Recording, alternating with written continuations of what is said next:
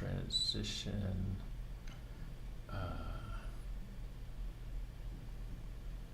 Hold on one sec.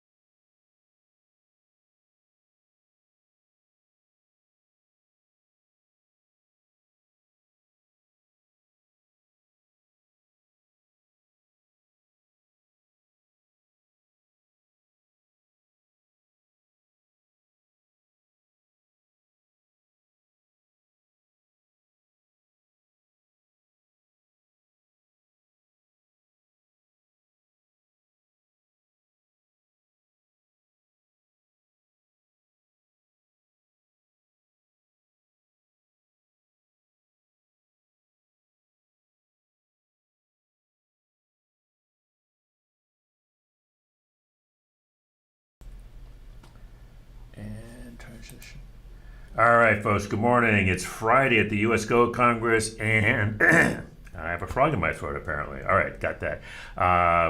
Chris Garlock, welcome back. And we've got round 5, which you were just watching, and we'll get back to that in just a sec with some commentary. Ryan Lee will be coming in. He'll be hosted by Michael Federa. So that's all ahead. And, of course, later tonight, we're doing a special thing, round 6, the final round for the top boards.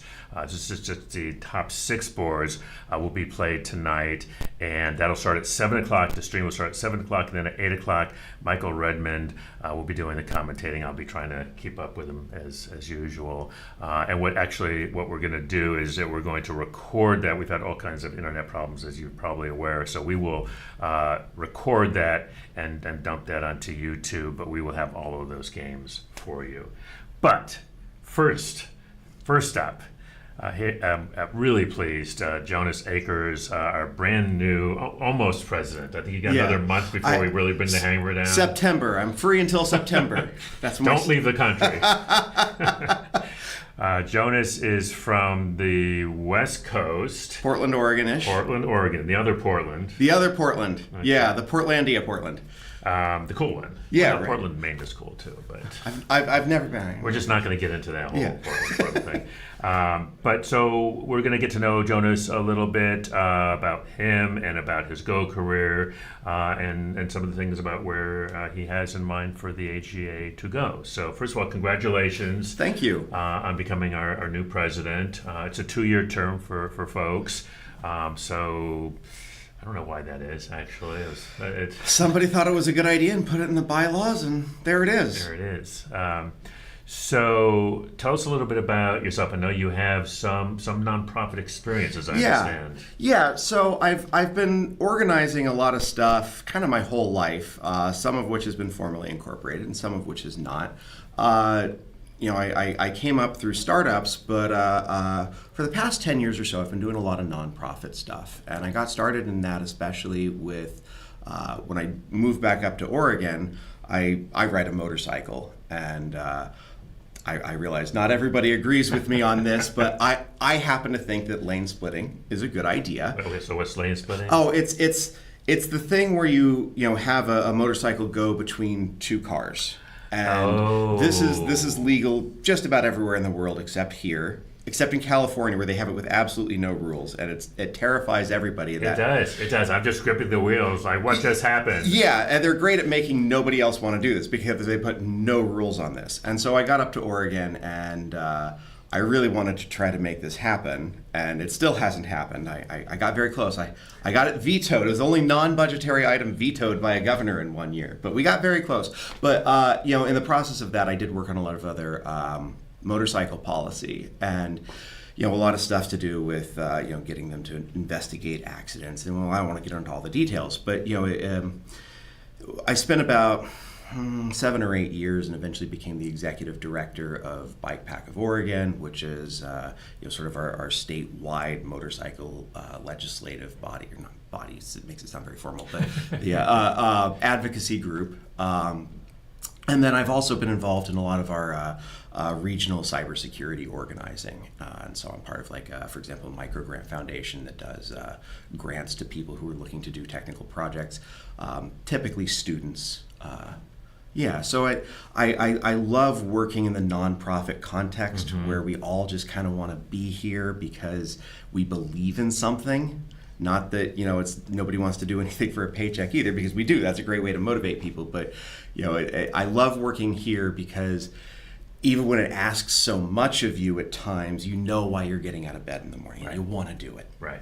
No, and I totally resonate with that. I've spent my life either in the labor world or the nonprofit world, and it is not remunerative, as you know. Right. Yeah. We don't do it for the money, but it's incredibly satisfying. I have not had a bad day. I mean, it's frustrating days. Yeah.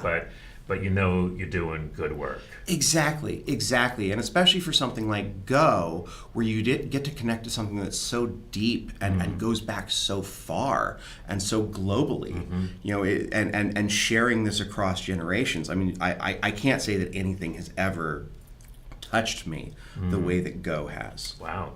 Okay. Well, I wanted to talk about that. So, how'd you come to Go? How does a motorcycle ride guy? Not to be totally judgmental or whatever, right. But I mean, we don't see usually it's techie people, to be honest. Yeah, and I do have a tech background, but the way I came to it, I learned a little bit when I was a kid, and my older brother, he discovered the game and he showed me, and he was 6 years older. He's my older brother. He just bullied me on the board, and so I didn't want to go back to it. It was a bad first few games. Like, well, I don't. Why do people do that?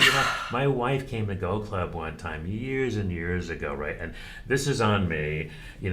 We let the worst guy in the club, the guy that does that, teach her. Because of course it's always those guys who want to teach, right? Yeah. So and she was like, "All right, I'm out." Yeah, I feel like what you got to do, because I've had the pleasure of getting a lot of first games. The best ones, in my opinion, that I've experienced have been where I've said, I want this person to win. I want them to feel like they just edged me out. Have some fun, maybe. Have some fun, or like if we can get in a situation, I don't want to say a super complicated situation, but a situation where they can see the complexity, where they can say, oh, wow, that's interesting. There's a little more there. Yeah, so they could just give them a reason to come back. Right.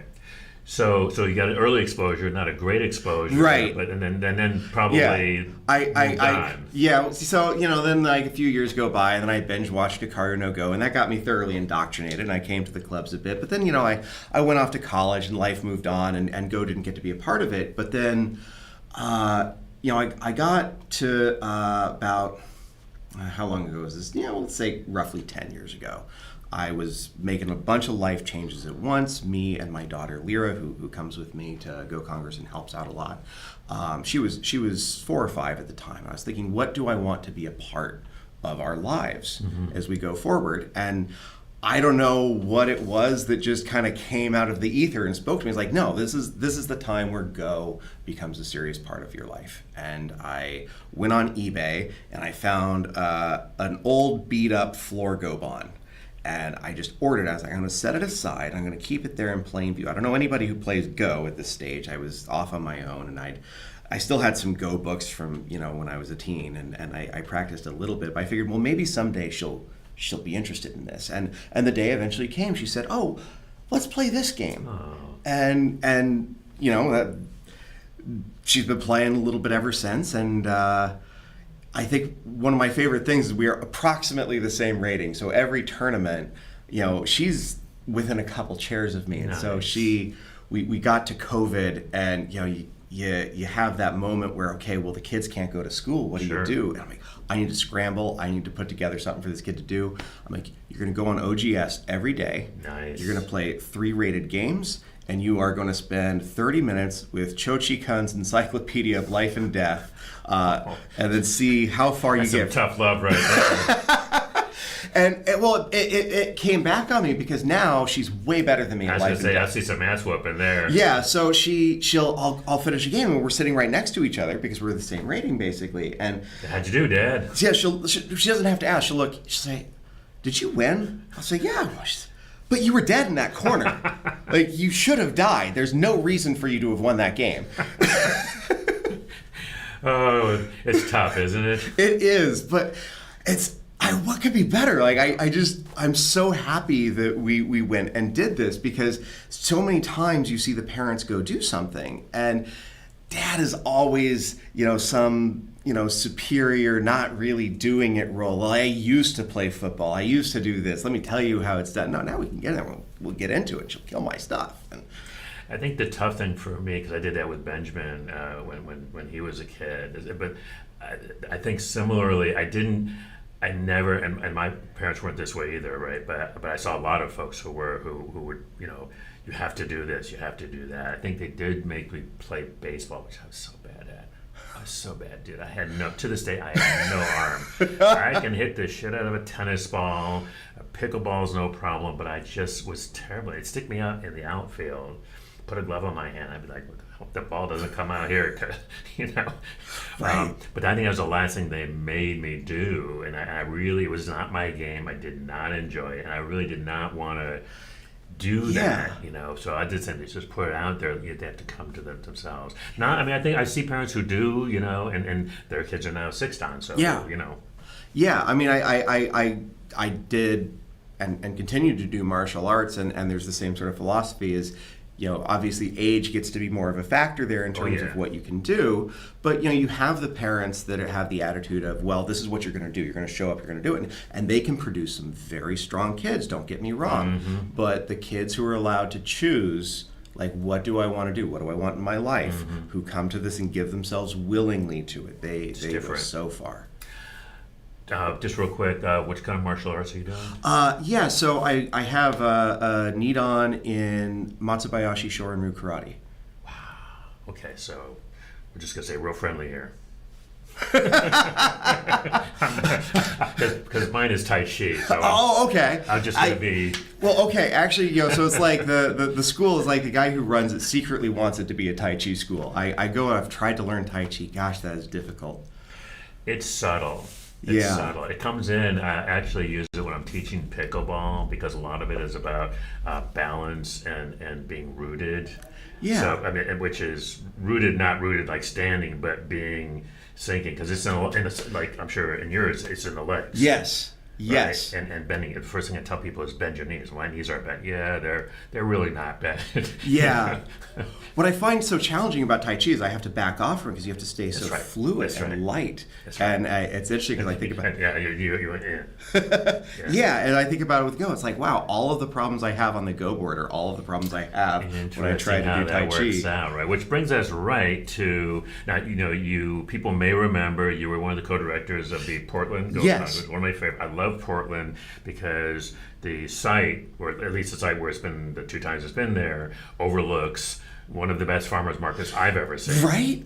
It's amazing. On Wednesday, I don't know how anybody can play Go, because the smells are wafting up there, and it's amazing. Fabulous. It's just the best free perk thrown in with that venue. And there's other events I go to, and I'm so happy every time. I'm like, I know I'm getting pierogies. Yeah, absolutely. Well, there's so many things. Just what am I going to have today? But you were co-director of the Go Congress. Yeah. So you kind of dipped your toe in with some of that. So did that sort of get you thinking about? I mean, was there a connection between that and throwing your head in the ring for president, or are these completely? Well, it was definitely. I definitely feel like I've. It's been an escalator of involvement. That was really my introduction to heavy involvement with AGA organizing, and I really that's kind of diving into the detail. So that's not. I mean, a tournament is one thing, but I mean, the Congress, as you know, it's a lift. It's a lift, and it's the sort of thing I love to do. And so at the end of it, everyone was telling me, "You're going to be so burned out at the end of this," and at the end, I was like, is that it? Are we done? Like, I love all these people. Yeah. And so, I told Eric Wainwright, who does really the bulk of the lift every year. And I said, I'd like to stay involved. And so, I helped out a little bit more. And, it was just the conversation sort of unfolded naturally. And there was the call for folks who'd want to be president. And I had some ideas about how we might go about what we might do in our next couple of years. no shade to anybody else. I just thought I'd throw my ideas in the hat and let the board decide what they wanted to do. And Can you share some of your thoughts? And I think, as another, I'm an executive director of a nonprofit as well, and so I think the first thing you got to do is take a look and see strengths and weaknesses. So, 30,000-foot view, where do you see the AGA right now? Yeah, so I think the AGA is an organization with a tremendous history and a tremendous number of people who bring so much passion. And where I think I can help us do stronger than what we've been doing is I think we can link that up a lot more. I think that we can involve people who would wish to be involved a lot more than they have been. I think we can take on some ambitious projects that maybe we've shied away from. And I think shoot, I had one more thing and I've forgotten. There's always three. There's always three. I really believe that the AGA can lean on, it has so much tradition and history behind it, and I don't want to say that we don't honor that, but there's a lot we can do to stand on the legacy that we've built. I want people to understand when they go and win a tournament that, yes, you won the tournament this year, that you have now joined the ranks of people who've played in this tournament every year for a long time. You get to stand at the head of this tradition, and that's another thing that I'd like to bring to it. I think one of the challenges, and I'm thinking back to when I was membership secretary, and it was really interesting because there was a big push, this was probably 20 years ago, a big push to, we got to market the game. And it was really interesting because I was looking at the numbers, and one of the things that the numbers revealed was that we actually had a lot of people joining the organization. But what the problem was when you looked at the numbers was that we didn't have a problem with people joining it. Well, we had a problem with retaining them. And I'm wondering if you have thoughts about, because that's a very specific problem, right? It is. There's two different things. I mean, if you're not attracting people, that's one problem. If you're attracting them and not retaining them, and I'm thinking, I was thinking of that because of what you were saying. Yeah, and so this is a community, and so I think the strength that Go has is, first of all, it lets you connect with people in a way that it transcends language, it transcends generation. When you sit down across that board with somebody, you get to share this depth with them and meet them on a level that maybe you don't get to show other people these parts of you very often at all. And that's a unique experience. And so when we talk about retaining people, it's like, how do we make sure that people are getting this regularly? And the secret is, of course, the clubs, the chapters, the places that they can go and be. And that's so important in, the 2020s now, here we are. Every single physical community, especially post-COVID, is really struggling to get people in. That is true. And people are so starved for it at the same time. They want to know, where can I go and have a real conversation and really share something with people? Right. And do that not just with my, you turn up to things, and the other thing that really bothers me now is you go to any kind of club and there'll be a very specific demographic there. And it'll be, a group of friends who we all happen to play Magic, we all happen to play poker, whatever it is. And Go is actually a little bit better it's a lot better about that. And I really want to lean on that and grow that. And I don't want to say that Go is going to save the world, but I do feel like the world needs Go right now. Amen. Your lips to God's ears, brother. No, I mean, because if you think about that Go is not about eliminating your opponent, dominating your opponent. It really, at the high level, is about sharing. You get some. I guess I'm just trying to get a little bit more. Exactly. So, but we can share the board, and I think that's what you're talking about. Yeah. We're going to share the board. We're sharing this game. At the end, the best games are the ones. Yesterday, I had a game, and at the end, we didn't know who'd won yet. My opponent would lean back in the chair. The clocks are down to the last seconds. Our hearts are racing. We don't care who's won at this point. It doesn't matter, does it? We just got to have the most amazing experience. And he says, I wish I knew how to explain this to people. He's like, what do I say? Have you ever wanted to race in the Talladega? That feeling, and you get to share that with another person in this very intimate way. And I want to bring that to people. Well, as As another hat, Vice President Communications. I look forward to helping you to realize those dreams and hopes, but also just as a Go player. Yeah. And then somebody who also shares that. Yeah. I'm really looking forward to that. So Jonas Akers, congratulations. Welcome aboard. Thanks, Chris. Looking forward to working with you. We'll have more of these conversations as we go forward, and I'm sure you're going to be hearing them. I think you can. If you just email president@usgo.org, I'm sure that if Gurujit hasn't already shared that with you. I don't know if I'm on president yet, but you can all email me. I have a very open door policy. If you want to talk anything about AGA, jonas.akers@usgo.org. Email me anytime. I want to hear from you. All right, brother. Thanks. Thanks. All right, we will take you. I think Ryan is probably anxiously ready to jump into these games, so we will take you back to the rotating boards. We'll bring in Ryan and Michael and turn you over to them. And you're not playing. You just get to wander. I've played some in the Open. Okay. It's worked out some. I will tell you. I told him this when I was first talking to him that with almost no exceptions, everybody who's taken on the job of president has lost 2 stones. So, but you will probably be the exception, brother. We'll see.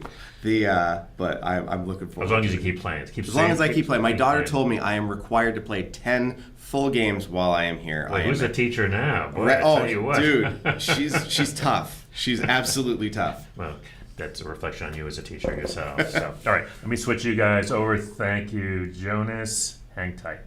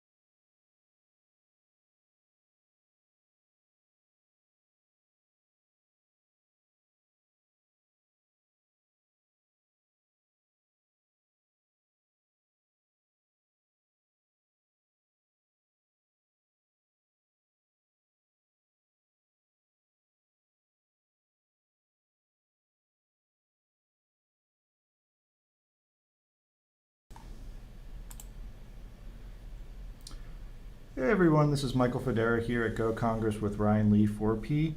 We're going to be reviewing the top boards today, as well as a couple of 1Q 1-DON games. And I guess we'll go ahead and jump right into it. Ryan, who are we looking at right now? Yeah, so as you see on the bottom there, this is between Insu Ryu versus Michael Chen. I believe Michael is 4-0 right now, and Insu is 3-1. I think that's right. I think the only other 4-0 player we have is Bill Lin. Yep. So if they both win their games today, we can hopefully have a 5-0 match going into the finals. Yeah. So that's definitely the two top boards that we will look into. And this is the current board position. So this fight on the left side is breaking out. So I think Michael's has always been a very, I guess, his game is always very tight. He likes to make his groups very efficient and do a lot. And so oftentimes you would see him playing, kind of making a lot of different groups. And I used to joke about this and say, whenever you try to capture one of Michael's groups, you will lose. Because he's very good at sacrificing his weak groups, and in a way that you don't really gain too much, and you spent many moves, so many moves capturing it that you actually end up losing out on efficiency. And so that's sort of what I know about Michael. Yeah, I've seen him, he'll have it'll look like he's losing the entire game and then come from behind and do a massive Exactly. kill. Yeah. He is very, very good at that. So I guess you never count him out. He's always in the game until you see him resign. Yeah.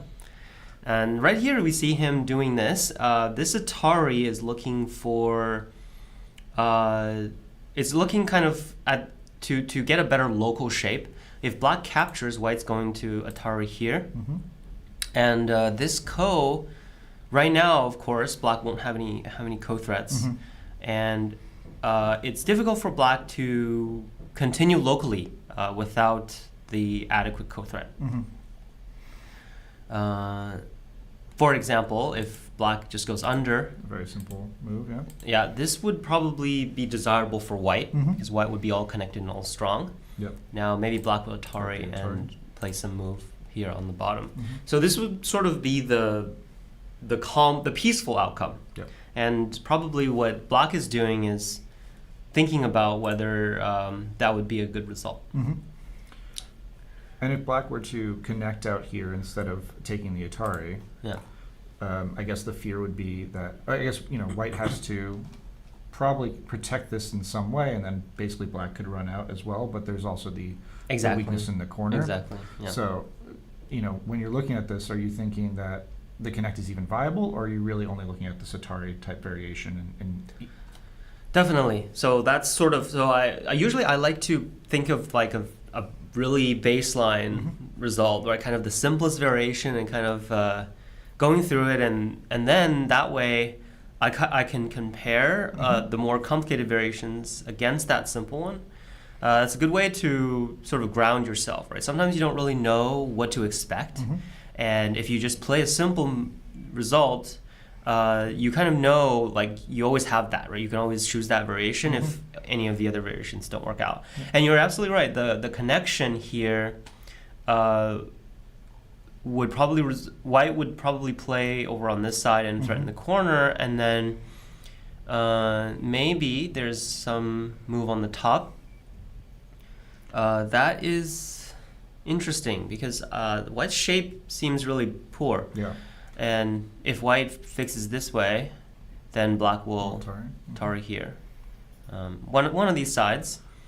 Yeah, unfortunately, if you Atari here, then this move, there's a squeeze potentially, which will help fix some of the shapes of whites if you Atari at C2. If you Atari at C2, so probably you need to Atari at B3 for that.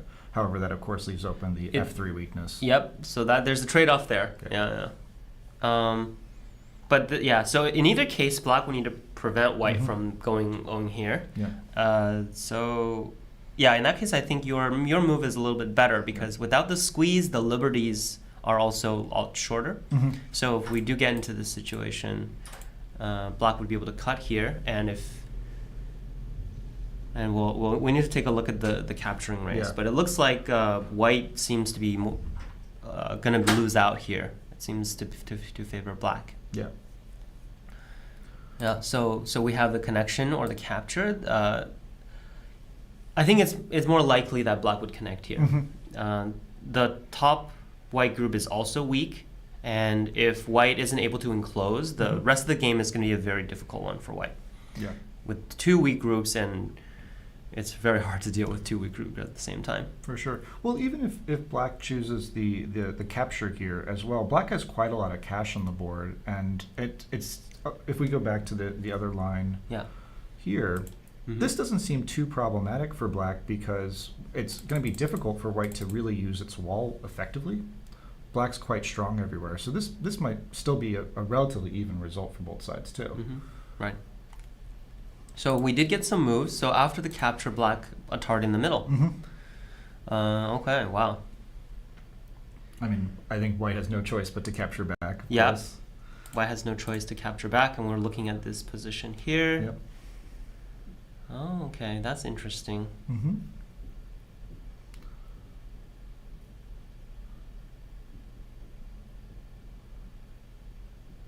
Yep, it seems like this is the game here. We are synced. And then, I guess from this position, black has to worry about these cuts, but also if black gets the Satari at f5 and tries to seal in this white group, it gets a little dangerous. So maybe we would expect white to play at f5 to prevent that, and also to potentially target this f7 stone as well. Yeah. Yeah, the turn seems like a natural way for white to continue. But of course, the problem with that is it fixes the if black were to extend out, it fixes the f3 cutting point here as well. Right. So a little bit of a local loss in the corner. Of course, black does still have that weakness at b3 to lose these 3 stones. And I guess also, at this point in time, we may see black come back and capture. But this gets a little dicey. Yeah. Maybe not the capture, because if we capture, white can play at c6, black is forced to protect these stones. So something like this, and then white can capture back, and black, there's still that c2 weakness. Ooh, sorry, I didn't mean to go that far back. Yeah. That's our variation. Let's go into sync. Okay. So white played the c6 move directly, knowing that black would have to fix the cut in some way, fix the weakness in some way. So what happened here? I think what white was worried about is black directly playing here. And well, this cut, when black captures, white would be forced to connect. Yeah. So white will probably have to play on the outside here, and then black would probably just c2.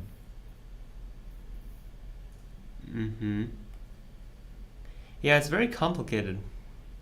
This what's the status of this code?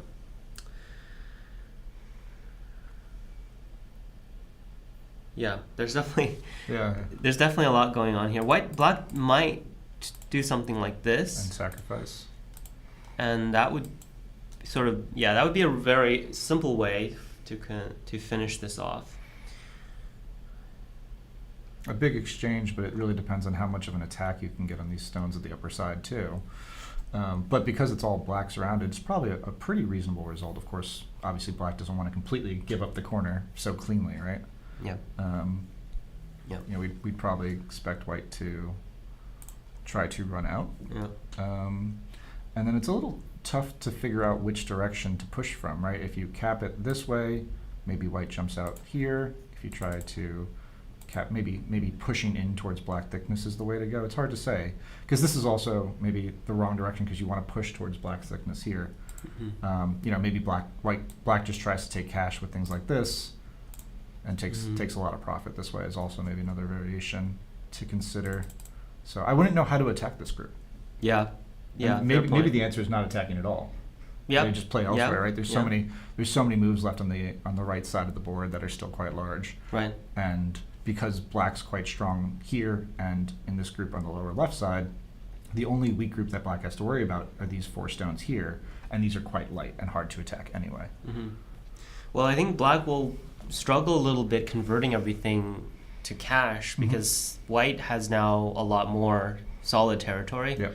The 3 corners being controlled by white, and also like the potential on the bottom, and the right side. I would think white has higher chance of making points than black also. Yeah. Okay. So we've been looking at this game for a while. Let's jump to one of the others. Maybe we can check the other ones and see how they are doing here.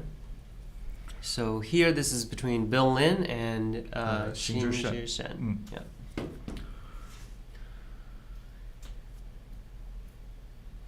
So it seems like a relatively peaceful game so far.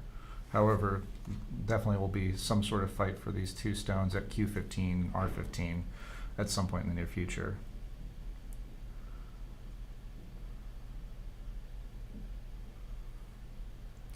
Seems like it's definitely a relatively calmer game compared to the previous one. 3-3 is so interesting. So white started with the 3-3 opening.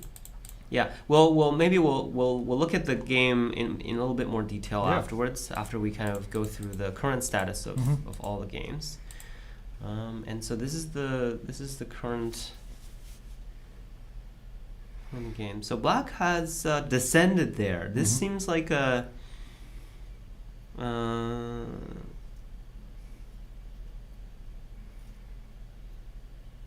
white has to answer very well. Yeah. This is like risking your life here.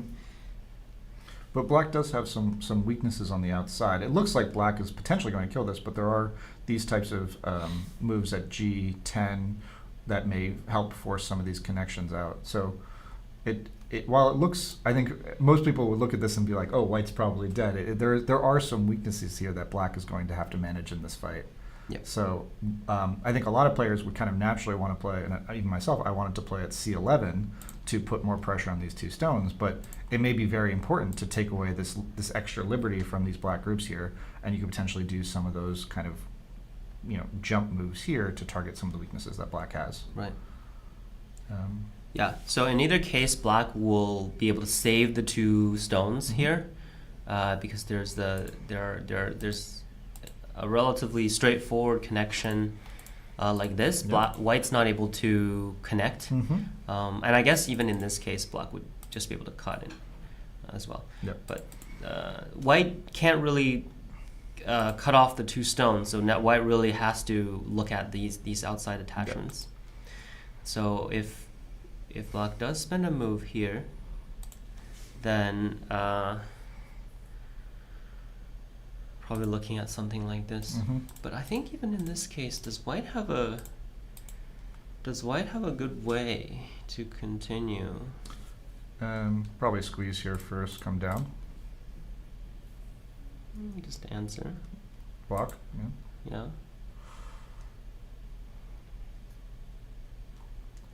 I'm trying to think if white can get this move and potentially do the squeeze here.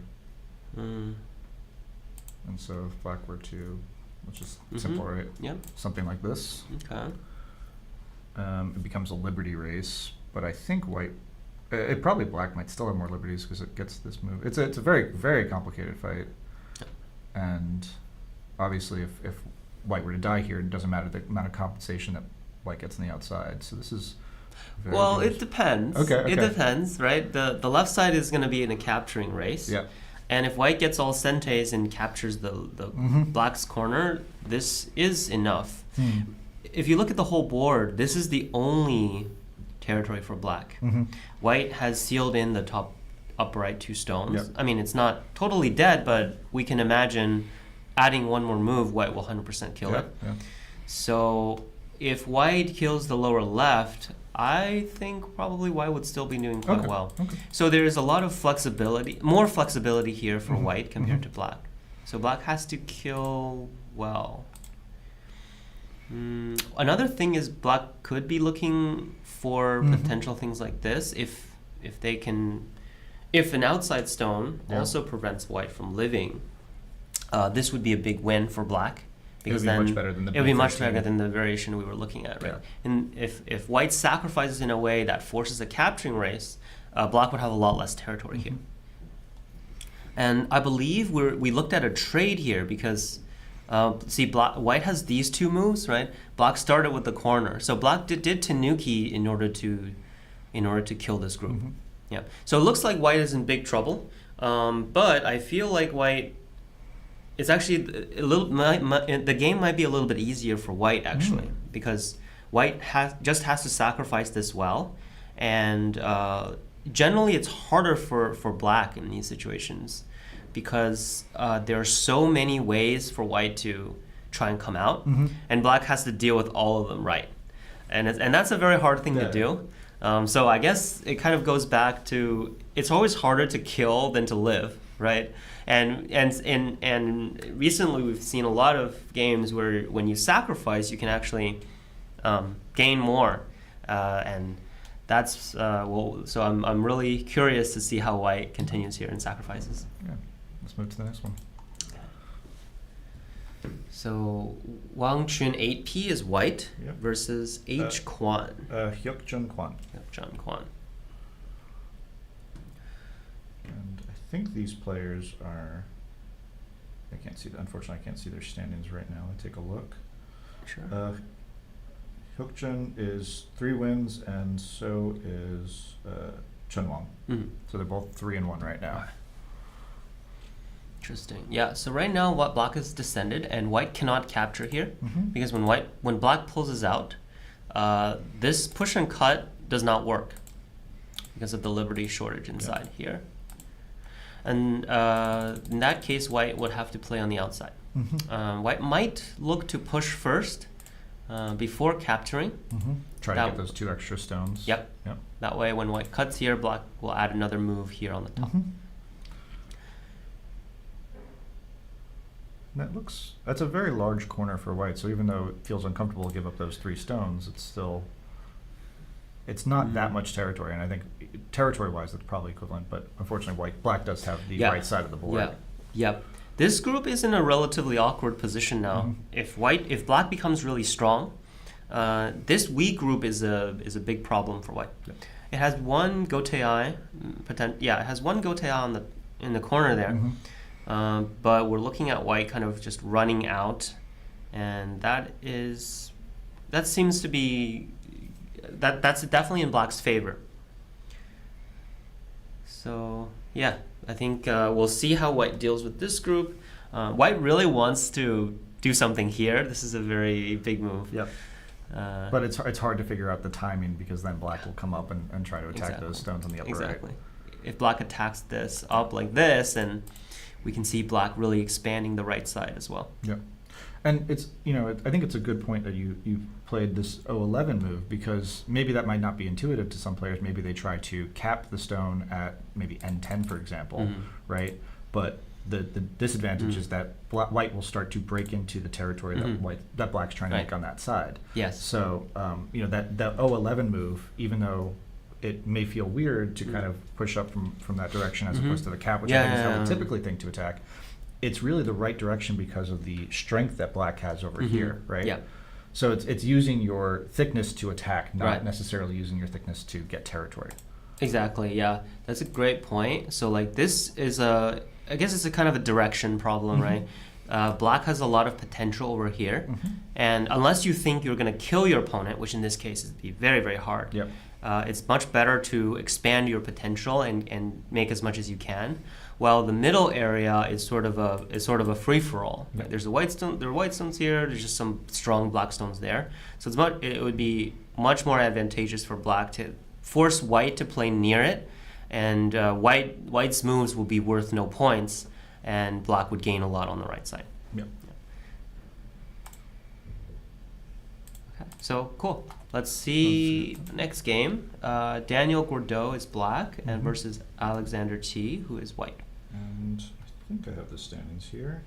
So they're both 3-1 as well. So again, they're both still in contention for top pots. Yep. So we have a really complicated fight going down on the bottom half of the board, potentially trying to attack that entire white group. Yep. Maybe a little bit difficult for black to fully kill it, though. But certainly we'll try to get some squeeze moves out of it, if nothing else. But, I guess the ups, if white's able to live here, I think this is probably going to be a favorable game for white, given how much territory white has elsewhere on the board. Mm-hmm. That is a lot of potential for the rest of the board. Yeah. Right. White needs to settle this well. So white pushed. So I guess we're looking at something like this. Mm-hmm. Black keeps extending. And so, yeah, the liberties... Black has a lot of liberty shortage problems. Mm-hmm. So we could be looking at something like this. Maybe some attachment here. And...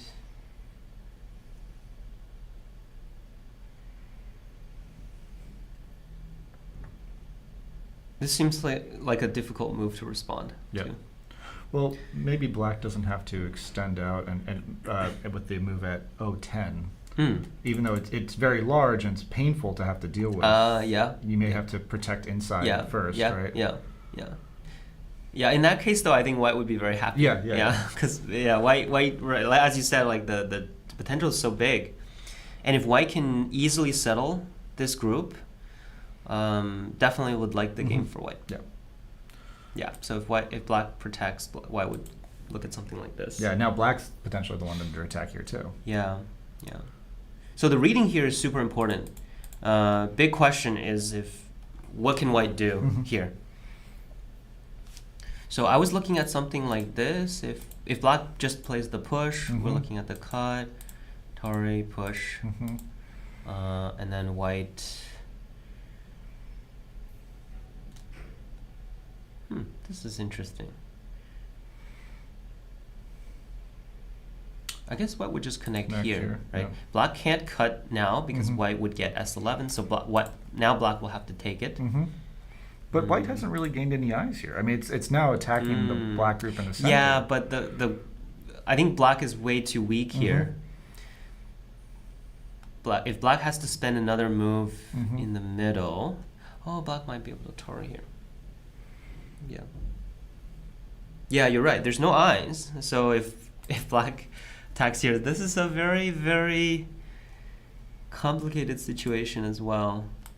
So if black does some move there and fixes the middle, white would try to live.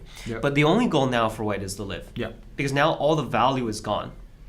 So as long as white is able to live, then this game is pretty much over. And with something like this, it's already very difficult, very hard to kill. Exactly. But if you play this way, I think the wedge and connect and cut would just work because the liberty is here, and black is just falling apart there. Exactly.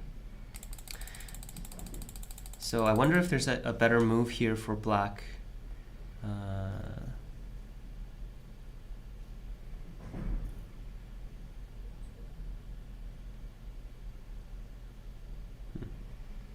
Maybe just this. But I think in either case, white is going to gain a lot of points, and white can live here at any point. So I do like the game a lot for white right now. And it feels very weird. You look at these originally when we started this position, right? We looked at it. I'll go back a few moves. Yeah. It's hard to tell. Like black does have quite a lot of territory here. It's likely to get some amount of compensation here. It looks like black has a nice territory. And even though this area is so wide, these points here, it's already probably about 40 points or so for white. So if you look at it, 40s for white. If white just gets 15 or 20 here, that's probably equivalent to what black has, and that should be too hard to do. Exactly. So. White. It seems like white weighed out really well in this upper right corner. Even though a lot of white stones died here, this thickness is going to radiate through the board. Yeah, it's a good quantitative way to look at it. Yeah, like it'd be really hard for white not to get 40 points here. Yeah. Cool. I'll take a look at the next one. Let's do it. So this is Jasper Leo, I believe.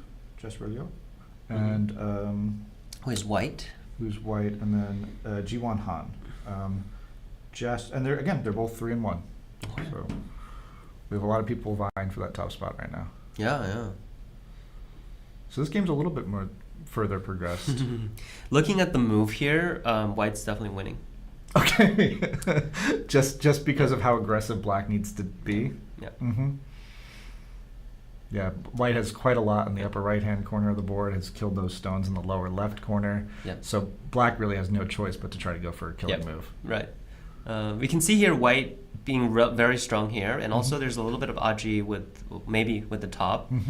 And if white just jumps, black is running into a white wall.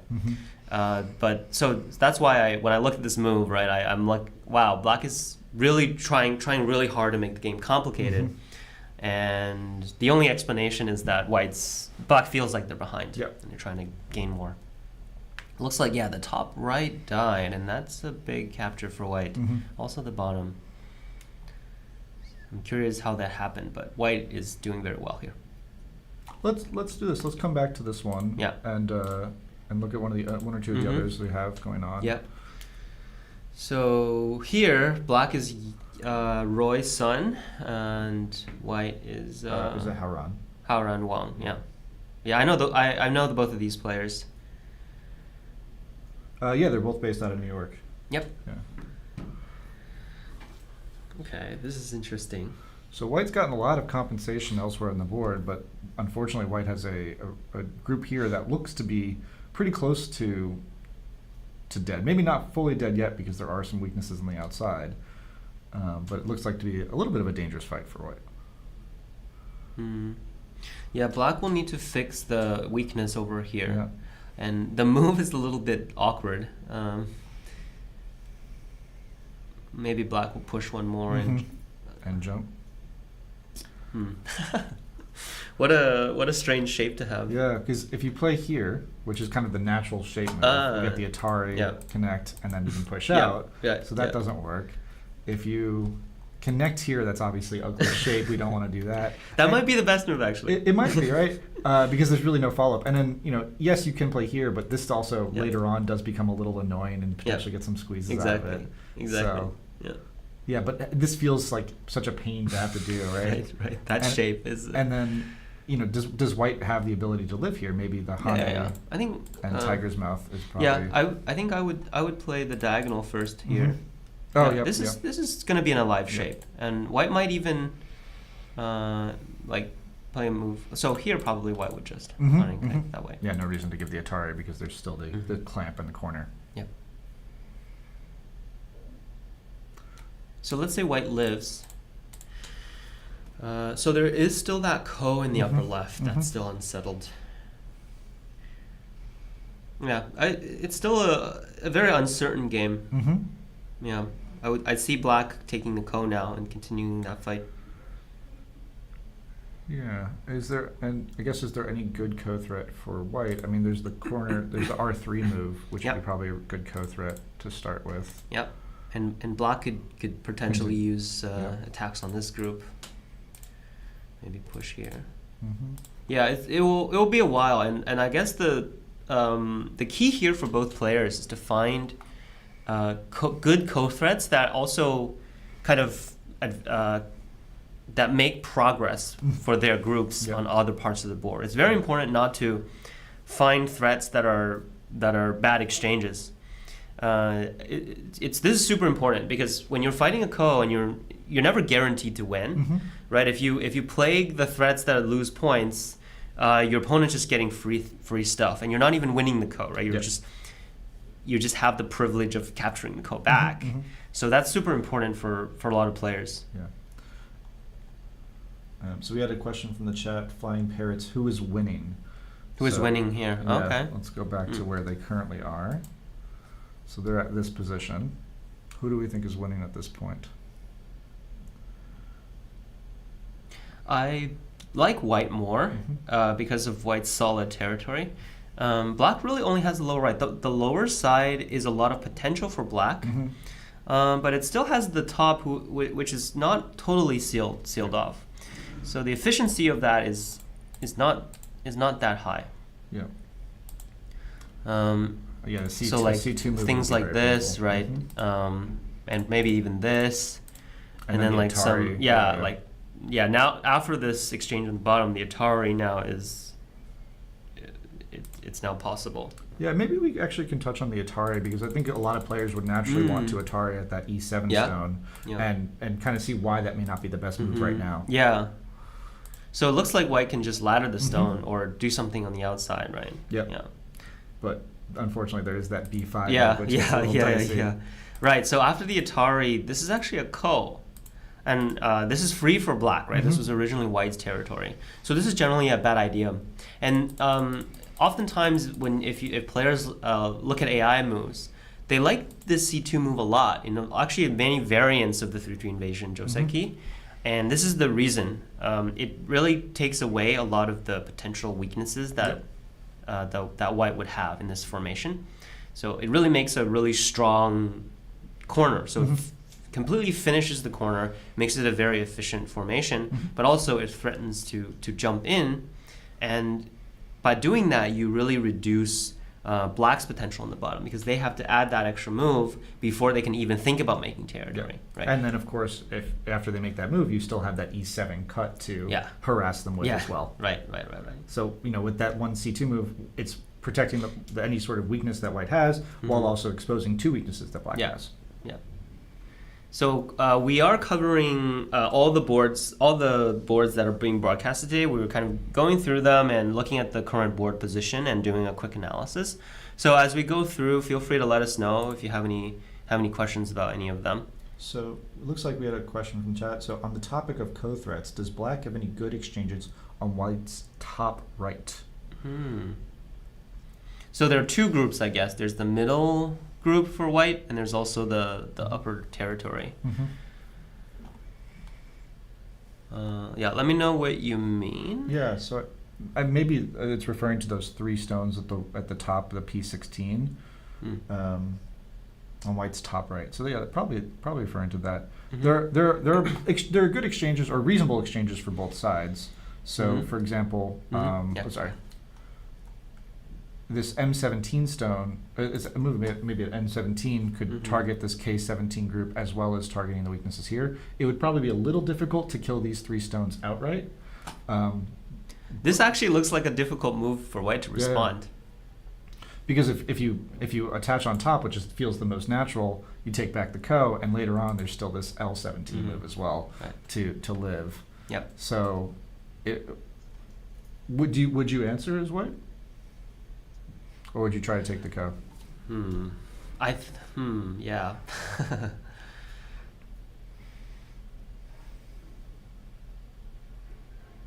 That's a good question. Yeah. If white's corner can live, it is possible to Tanuki. It also depends on how white's evaluation of the ko, right? Remember the bottom, on the lower side, there's potentially a lot of sente moves for white. Like even something like J4 is difficult for black to Tanuki. Yep. So if white is relatively confident in their threats, and maybe later white can play moves like N15 to threaten the cut and cut off the 4 stones.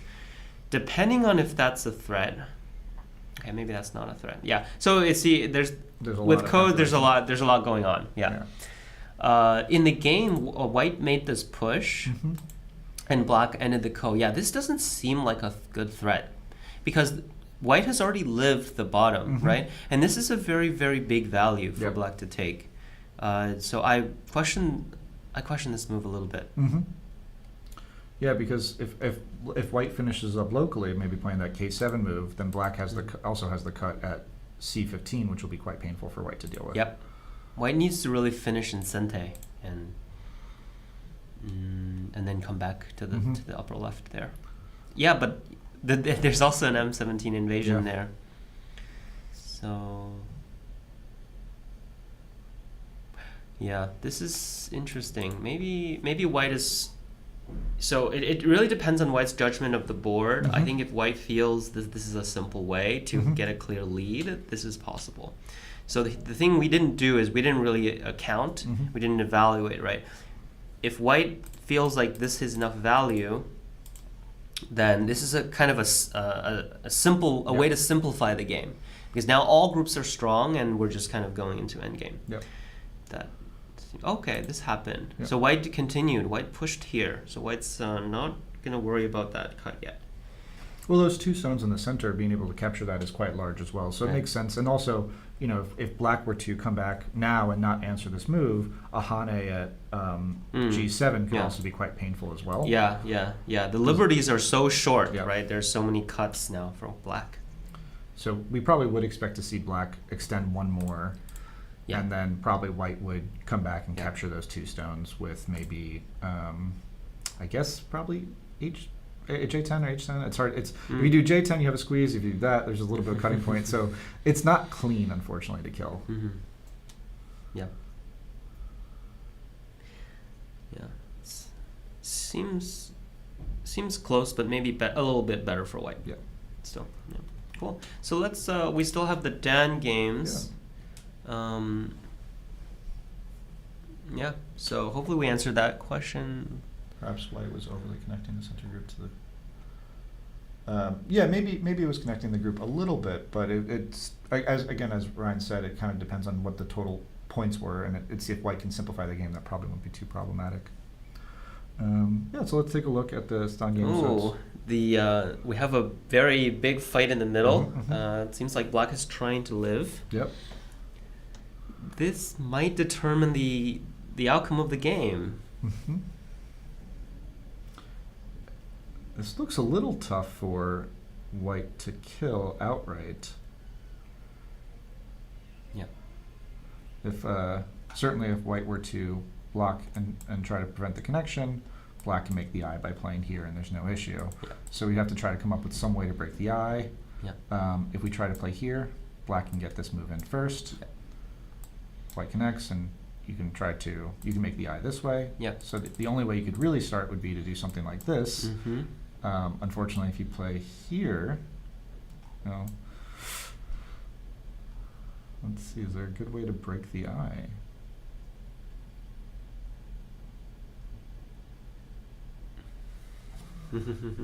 It's a tough one. It is a tough one, yeah. So this is going to be Sente, Yeah. and white must extend Extend. or connect. And now Black would peep. this peep is very hard for white to answer. Mhm. Of course, white can't connect. Black is going to connect back, but then black is going to be able to push through. And this just won't work for white. Yeah. So Yeah, it looks black's gonna like push through here. Yeah. So it looks like this black group in the center is alive, and if the black group in the center is alive, black has quite a lot of territory elsewhere on the board. He has a very large upper left, and lower right. It is a very difficult read, though. If black plays any mistake here, like this, then this wouldn't work because black can connect here, right? And this will be a false eye. Yep. So black has to play everything right, and that's not always easy. Yeah. Should we take a look at the start of the game and see how this one developed? Maybe let's go go with one the last more one, first, and then we'll come back and go through a little bit more detail. So so I guess you see the full names here. So Javier Luengo and Stu Horowitz. thanks for pronouncing those. Well, hopefully I got it right. Okay, so they're fighting the Ko in the upper left corner. For this type of game, we kind of just have to count and Yeah, see who's ahead.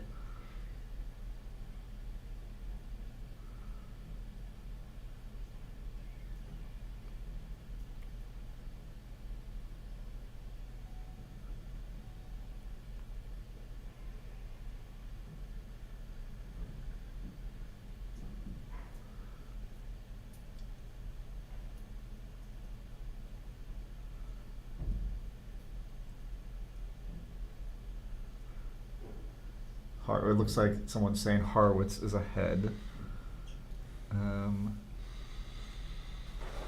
Black has quite a lot of points too. I don't know if it's a easy count. I would say it's close. Yeah. Black is ahead by maybe 5 points. On the board or with? On the board. Yeah. So after Comey, white is a little bit ahead, but it's black's turn, and this Ko, it should favor black, because black is risking less, right? Yeah, white is risking their life. Yeah. Well, white could always, let's say, white can always live by playing here. Yeah. And which may end up being what it has to do. In which way, if white plays here, that means black wins the ko and gets somewhere else. Yep. So I would expect that. Yeah. White shouldn't be able to win the ko if black finds adequate ko threats here. Yep. Horowitz. Oh, Horowitz regarding the pronunciation. Sorry. Thank you. Sorry about the mispronunciation. So this is definitely a ko threat for sure. This is a big move. It is a little bit of a point losing. This is what what I was gonna say. You never want to find ko threats like this. You're not winning the ko, and you're just losing out, right? White can just block. Yeah, exactly. Yep. So this is what happens in the game. And this is probably about a 2 or 3 point loss because if black were to have played Q12 or Q11 or Q13, for example, that would still be a threat without losing any points. The advantage maybe of R13 is that it gives you a few extra ko threats. Yes. But at the cost of losing points. Right, as you said, like white can just connect. Yes. So it's not like we just need to win the ko to win. Black still needs to continue endgame. And this loss actually might cost black, right? How do you judge who's in a better position when it's closed? Well, you count. You have to count to see who is in a better position. I mean, that's always hard because when you're in the middle game and you're going to the end game, the hardest part is to look at the unfinished positions and being able to roughly see what's like reasonable, right? A good example is something on the left. It seems like it's totally unfinished, right? This is very hard to count, right? So how many points do you count for black, and how many points? I mean, you wouldn't count any points for white, but the real question is: so black can play, and black might capture the stone. White connects, and black might play like something like e7, right? Or if white plays first, let's say white connects. And that means later on there's the hane here, and there's the large knight's move here. And you kind of have to take the average of those, right? You have to take the average of 2 gote moves to find out what the real point value is. So when you're counting and everything's uncertain, what you have to do is you kind of have to use your experience of what that shape might be, because you don't really have time to read out every single variation and read both, do the count, average them. And so what I do is I count a little less for myself. Okay. Yeah. So because I don't want to risk the being too optimistic. Exactly. Being too optimistic and lose the game and by a small margin, right? That's a really bad feeling. Yeah. It's also, it's interesting. This move here, I think you gravitated towards it, and maybe it's hard because you're like, okay, I'm playing a second line move. Why is that the biggest move on the board, or why am I not playing a move like L2 immediately? And the interesting thing about why B5 might be so large is even though it only feels like you're capturing that 1 or 2 stone, if you don't answer it and black and white gets that A3 move, you have to extend, then A2, you lose out on these 5 or 6 points here as well, in addition to what you lost out on capturing the stone. So, this may feel like a relatively small move because it's on the second line. This is well over a 10-point move. Probably closer to 15. And I think at this point it's probably other than obviously connecting here. We also have R18, which is also a good candidate as well. Yeah. But that's a great point. Yeah, not to only look at the move itself, but if the move has big follow-ups, right? That means afterwards you're going to get more points in addition to it. So yeah, very very close game here. Black is putting up a very good fight as a Q player battling a Dan player. Okay, so we do see white connecting. Which had to happen, right? There's not enough but that exchange, right? Black connects. Black connected. That's a big loss. Yeah, this is also not Sente. Yeah. This is not needed either. So It's still a large move. It's still a forcing move. There's points to it. Obviously, if white were to connect here, there's that kind of Hane on B12. So there is follow-up to it. Yeah. But I don't think this is nearly as big as either the B5 connect or the R18 move that you were talking about. Yeah. Yeah, it's going to be an endgame battle, so we'll see whose endgame is better. Okay. So let's maybe, I guess by the time we walk back to the previous, we'll have enough to talk about so we can just kind of cycle through them. So we have a very intense fight going on for this Mike Chen versus Insurio game. They settled the lower left relatively peacefully, but this fight in the center is really where all the battles happen. Yeah, I think it sort of unfolded the way you predicted. Mm-hmm. So white finished the lower left. Black got the first move here and started the attack. Oh, interesting. Yeah. So I feel like Michael has a really good chance. He's generally very good at these types of games. Yep. Yeah. It's very hard to kill a Michael. Kill a Michael. A Michael's group, you know. Yeah. But it is. Right now there's no eyes for white because black could take away the eye by playing at B13. White could play B13 and to get a Sente eye. Yeah. So let's say black plays here, white plays here now. If white were to try to capture like this should be alive. Yeah, or I think we need to play something like A14 or something. Oh yeah, I see what you're saying. Yeah, something like that, right? That's very clearly alive. So black would need to capture that stone and spend a move here. But that would be an eye and Sente for white. Right. So if white plays here, black plays here, Atari take. Yep. Now that white has an eye already. Yeah. So white just needs one more eye over here. And so that's the big question. Can white make another eye there? Seems rather difficult, but it's Michael Chen. So. Do you play differently against Michael than you do other people? Actually the first ever Go Congress I've ever attended was in New York in 2014, and he was my roommate. Okay. So back then I already started playing him a lot, and then we started playing, 10, 20 games in a row on KGS, all blitzing. So we kind of go really, really far back, and. Yeah, I do find myself playing him a little differently just because of I probably played like 1,000 games already with him, kind of unofficially. Yeah. Do you play more fighting or less fighting with him? You try to avoid it, or you can't. You can't. You just can't avoid it. I do try, but there's just no way to not. Yeah. So we did see a couple moves. Yep. Okay. So black turns here. Yeah, so right now there's no way for white to get a push. So if white cuts, black's going to pull out this way, and white still needs to fix the cut. Move, and then black would probably protect at J17. But actually black would probably, I guess, K16? Sorry. If you play here, these cuts, if you do the simple one and just make sure that there's no weakness here, these cuts get a little dangerous. Mm-hmm.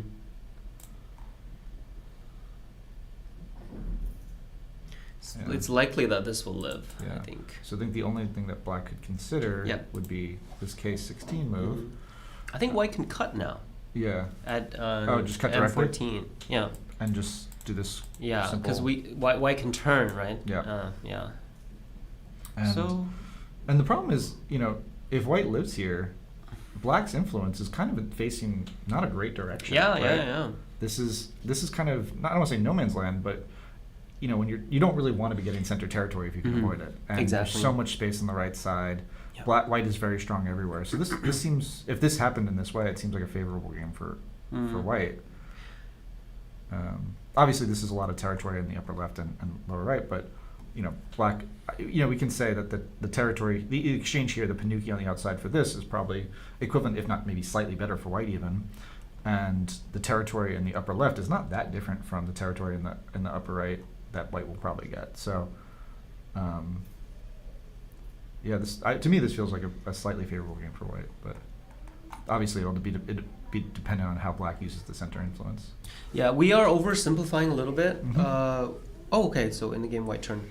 Mhm. Yeah, so in the cut variation, it's a little bit worse Mhm. because black's gonna capture Yeah. and the capture is sente. Mm-hmm. So yeah, white just turns and black connects and white fixes the cut. Mm-hmm. And it seems like black has too many cutting points to really think about so killing. white will inevitably live, Yep. and the game will go on probably.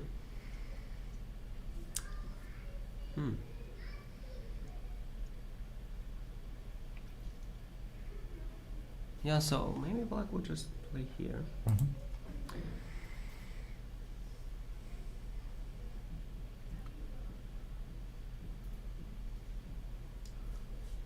Yeah, so how is white getting the other eye here? Oh, there's the co variation. Yep. Of course. Which Yes, is, of course. but of course, this is very dangerous for white as well. So White should have local threats. Yeah. Let's try to simplify. So Mhm. if black connects Mhm. and something like this happens, Yep. and white makes the other eye here. Well, white would probably play this White one would play first. this one first, make the other eye. Mm-hmm.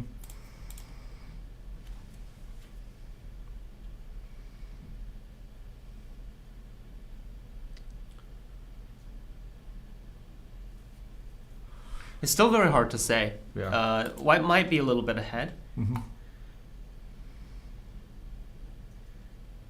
Yeah, with the thickness though, it's harder. It is hard for white to really cash out these sides, and with black getting moves like this, black's gonna reduce white's corner as well. Yeah. White has this cut going for them, Mm-hmm. and white has more potential than black for the rest of the board. Mm-hmm. So I feel like in these situations, white is likely to end in gote. Yeah, probably white will end in gote here. It's going to be hard to live in this fight and also get sente. For sure. Yeah. Yeah. So that's the Is that's it the the game game. move? Yeah. Okay. What black connects here. Yeah. Later on, there's going to be some weakness here, Mm-hmm. and there's some aji here as well. So the game's looking good for white. Mm-hmm. Even though it feels like white's getting attacked, it's Yeah. it's defender's advantage, as Mike would say. Yeah. Definitely. Okay, great. So moving on. Okay, so in this game between Bill Lin and Xingzhi Shen. We actually, if you're going to go back a second, we did get a Okay. question from Flying Parrots. Is there a general rule how to use this thickness? Nope. it's game to two game. You're trying to find a general rule in Go? Yeah. There's so many variables in the middle game, I think. It all depends on the orientation of all your stone, right? Mm-hmm. The general rule is efficiently use all your stones. Efficiently use all your stones, okay.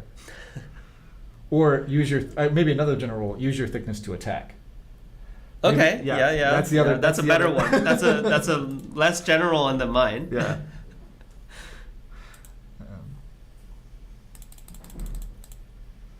So going back to Bill Lin and Xingzhi Shen's game, so Bill cut off those stones, those three stones, made the profit in Yep. the upper left, Mhm. and now is done. Okay, so white, interesting. Black chose to strengthen the center Yes. and completely concede Yep. the left side to white. Yeah. Probably saw that there was no way to live directly. Yeah. This is a relatively difficult situation for Mhm. black. If black connects, then if white pushes this way, there's also the push in Hane as Yep. well. So we're looking at all kinds of squeezes. And it's also not clear that those four black stones will be able to live yet either. Exactly. So black would have to make sure both groups have enough liberties. Mm-hmm. But with white living here, does black have enough territory? Yep. Good question.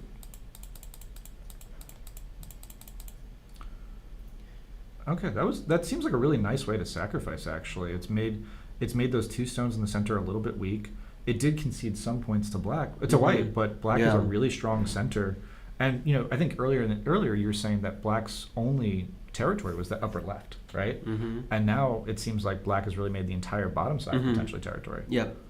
This seems to be a better way for Black to continue compared to just capturing the group. Capturing the group would result in Black only have this territory, and White would control the rest of the board. This game, though, is looking much better for White.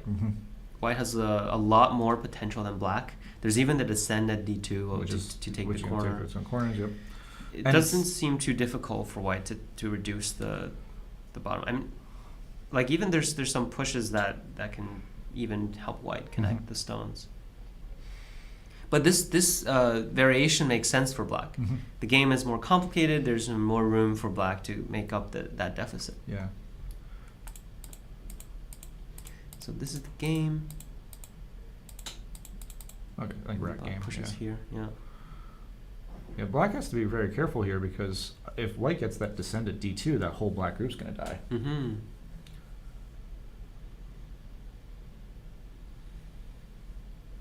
And all White needs to do is not die here, and Black wouldn't have gained that much territory. Yep. Because again, that corner, that upper right corner is Yeah. quite large and really hard for Black to really do too much to live or really reduce by all that much. Yeah, right now Sente is really important. This kind of board was so unsettled that each Sente move that you get it just means so much. And versus a kind of a more settled board position, right? The Sente would not matter as much in comparison. There's a question: is Shen a North American pro? I don't believe so. He's not. He became pro in China. I don't know if it was this year or last year. I think it's the previous year, if I'm not mistaken. So he's a new pro from China. But he has played in, I think, the previous 2 U.S. Go Congresses. Okay. How was his record there? Do you know? I don't, Okay. but he's quite strong. Yeah. I've reviewed many games with him, and he's a very strong reader. Okay. Yeah. So Bill's going for a really do or die fight right now. This is not. How is this possible? And again, this looks like it potentially could kill those 6 stones in the center, 6 or 7 stones in the center. But Bill does have a weakness of his own with that d2 move. Yeah. Exactly. With d2, the corner is dead, but Black needs to somehow use maybe some Hane, double Hane weakness. There's also the clamp, a jump, and after the jump, the cut is actually a Sente for White. So there's just so many things for White to do, like clamp, jump. It seems to be a good way. But then again, Black has to do this, right? If everything just becomes clear, Black won't have enough, right? White's gonna threaten the center, and that would naturally build the upper right. So efficiency-wise, Black is behind. Yeah. Should we jump to the next one? Yep. Oh, this game's going close to the end game, and not too many big moves left outside the bottom, but Yeah. looks like we might have a life or death situation on our hands too.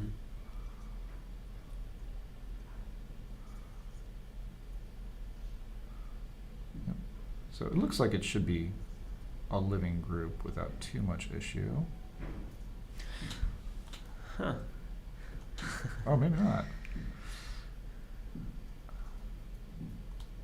Well, there is always a co if need be at P16. So yeah.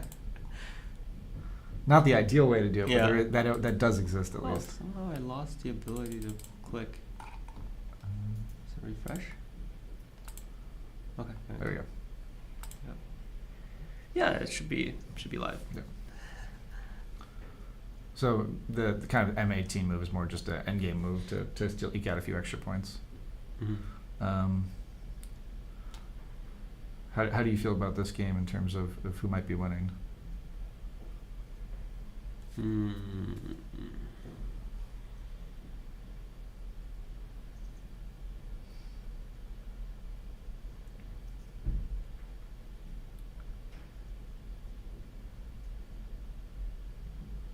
I heads off 58. Okay.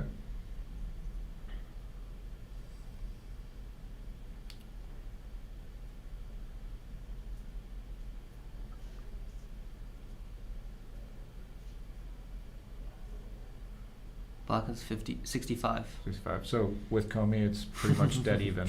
Yeah. Yeah. I actually expected Black to be doing a little bit better. You were expecting the amateur to beat the professional. Well, from the state of the Yeah, game, yeah. I wasn't looking at the players as much. Yeah, Yeah. you're right. So, White is the pro.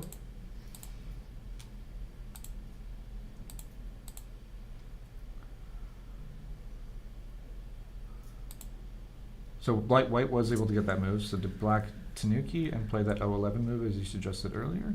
Or did they answer? Oh, okay. So Black wasn't able to connect. Wow, because maybe the the capturing race will favor White. Okay, I wasn't I guess very robust there.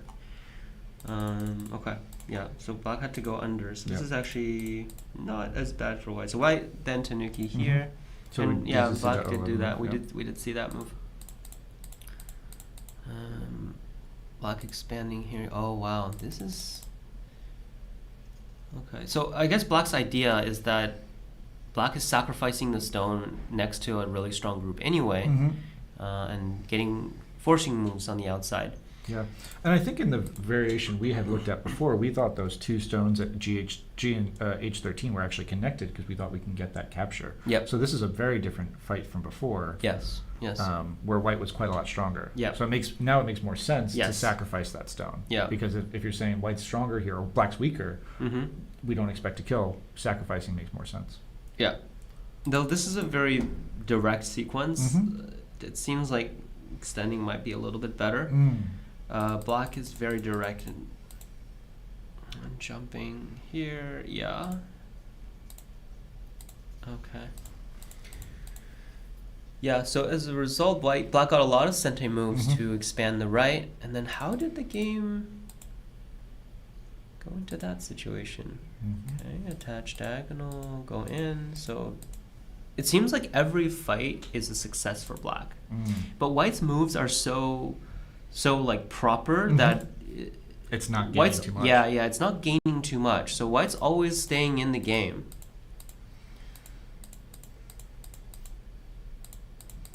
Yeah, I see. Like White's just playing natural moves, and it's just such a strong way to play. And yeah, it's sort of White style, and you can kind of we see this with a lot of older pros. They all kind of develop this sort of style. They're all very proper, efficient, which makes it really hard for them to go down. Yeah.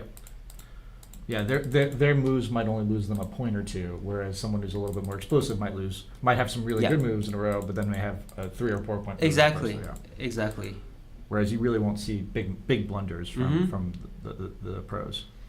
Now, what is this? Did Black play? No. That was a misplay. I was like, whoa. Okay. Okay, great. So this is a hard one for me. Why, this kind of move at F7 versus L3? How do you decide whether to deal with that Atari to extend out from that F7 stone, or maybe play a move like K2 and try to capture that stone? Because I think we players will tend to think, I should be playing these moves on the second line towards the end of the game. Yes, in general, yes, for sure. Moves like this is going to be bigger, like jumping in, for example. In this is a special case because there is a push here. So after the Atari, there is a big follow-up on the top. So if you ignore, there's going to be this, and Black can actually clamp and push. So like this. Yep. And so this is a much larger endgame than just getting that move on L3. Yeah. So because it's sente for Black. Yeah. Yeah. So Black plays here. In one, it's gonna be an endgame battle. So And White jumps. Yep. Lay 42. If that's the case, do you expect Wong to play a stronger endgame? But now these days, I think top amateurs players they train very very hard in all aspects. So it really kind of depends on the style of the player. Some players are, if they're generally like good at fighting, famous quote is we don't need the end game, right? They can fight so well and gain an advantage that the game sort of always ends in like a big capture or a big difference in the end.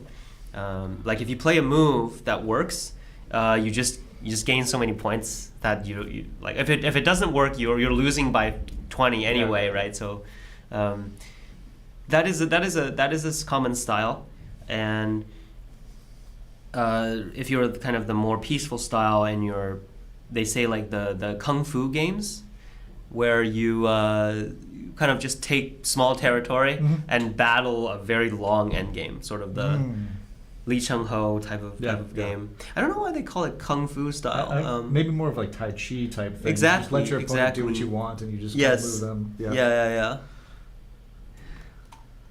Okay, so we'll see how the endgame battles out. But it looks to be a pretty close game right now. Exactly. Yeah. Okay, so let's think this one. So it looks like White was able to live. Yep. With not losing too much. Yeah, this is a huge success for White. Yeah. We can see here the connection is Sente, and that means there's an Atari. So look at that potential on the top there. Yep. Yeah, it's going to be an easy game for White.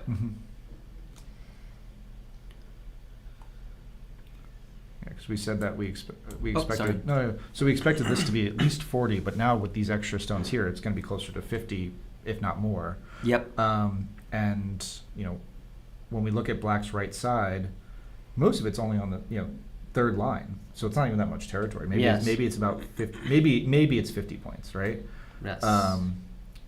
And so we expect White to get at least 60 in the upper left, probably something in the lower left as well, and then Comey. Yep.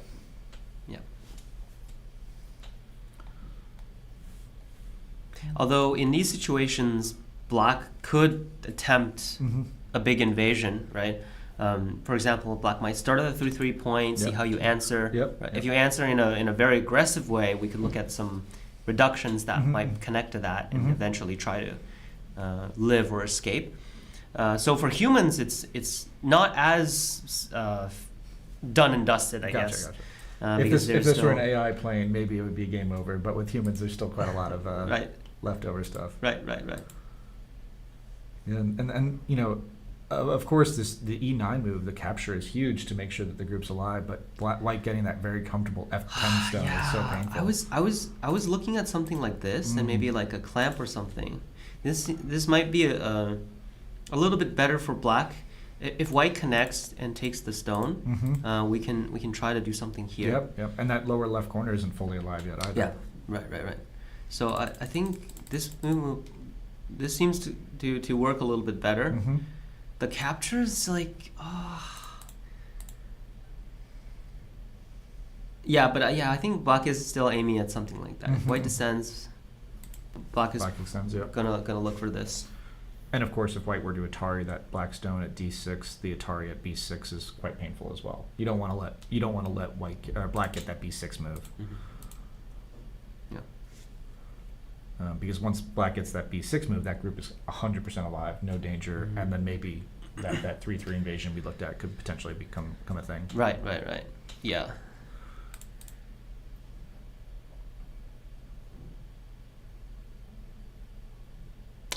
If I were White, I would just Tanuki.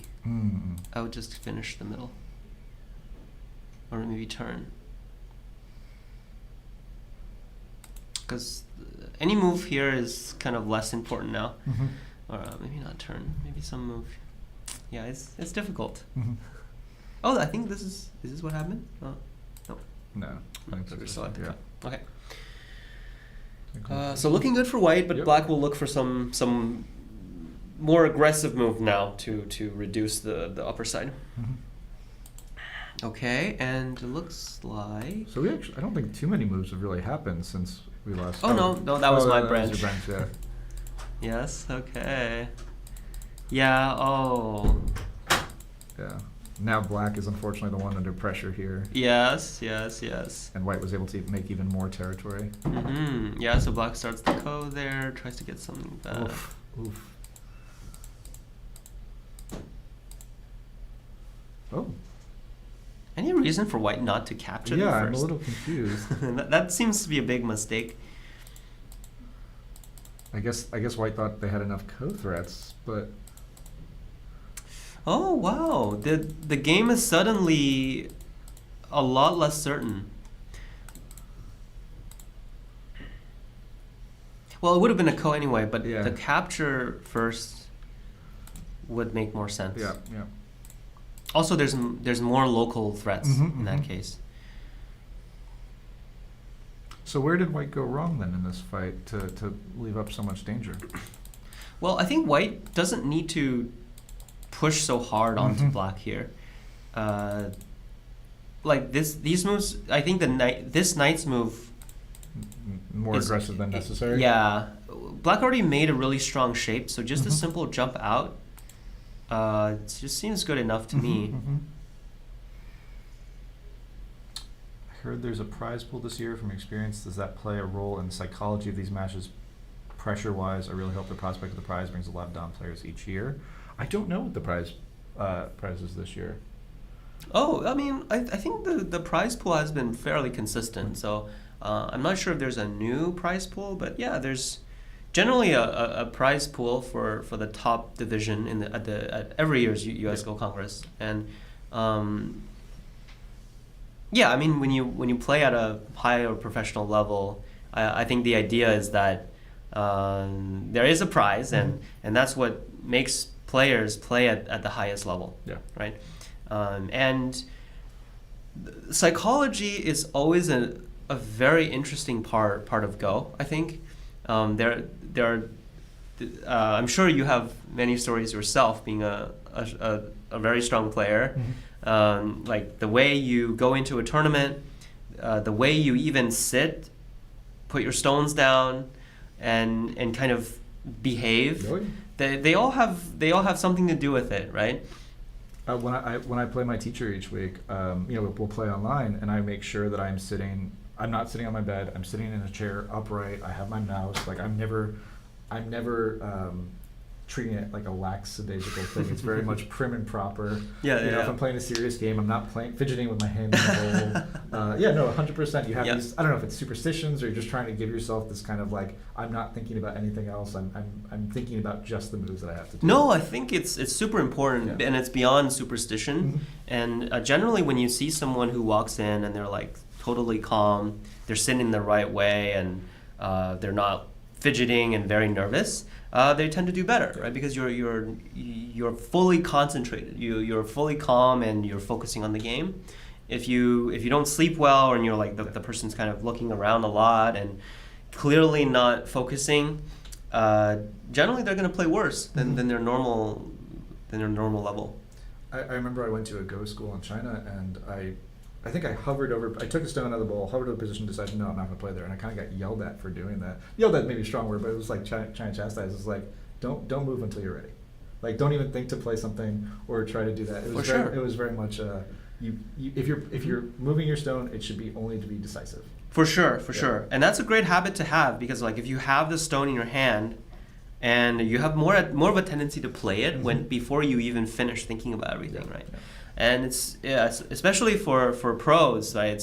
It's sort of built into the muscle, like it just happens, right? It's so you just done it so much that we always do it.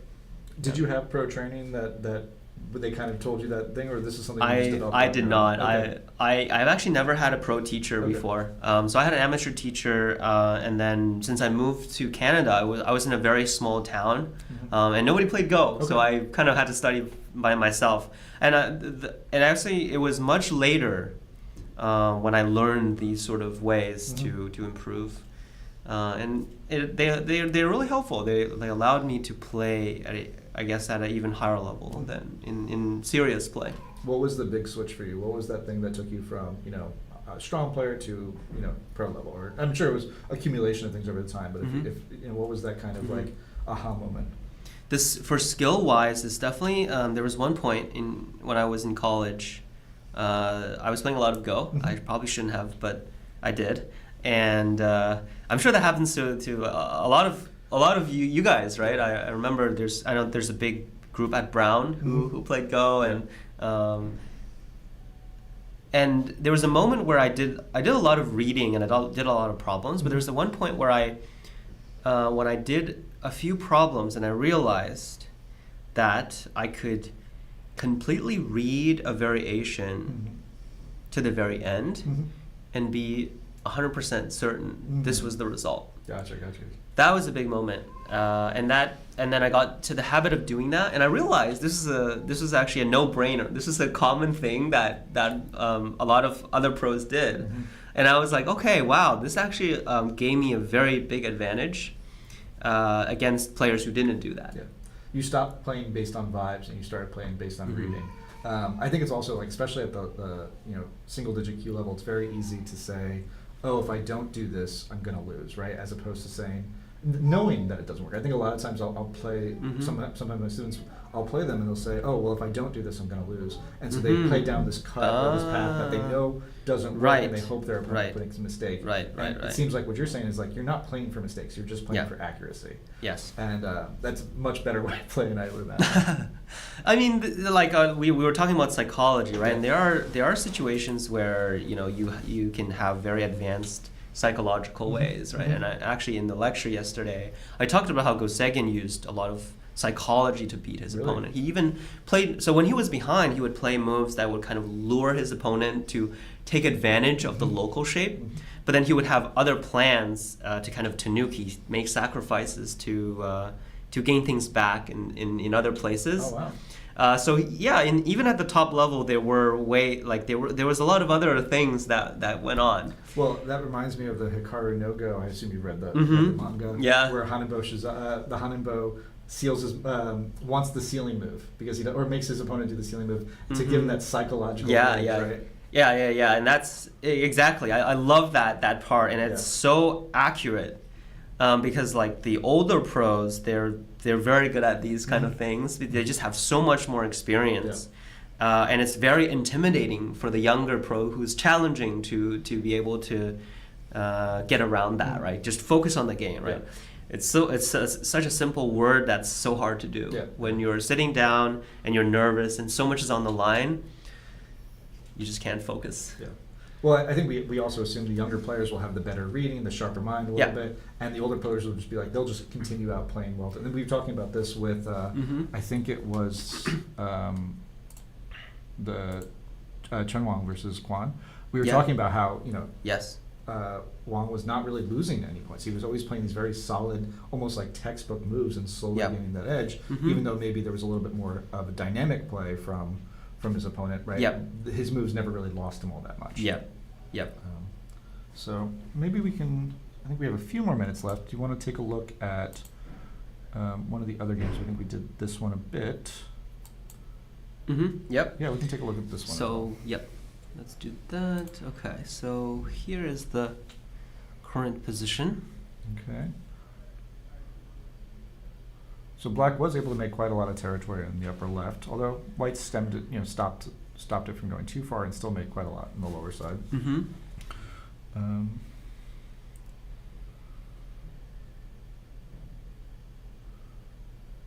Now it's can this group over here live? And it seems like it'll be hard to really kill because there's a diagonal move here, there's potential connections here, so it would be a little bit difficult to actually kill those white stones.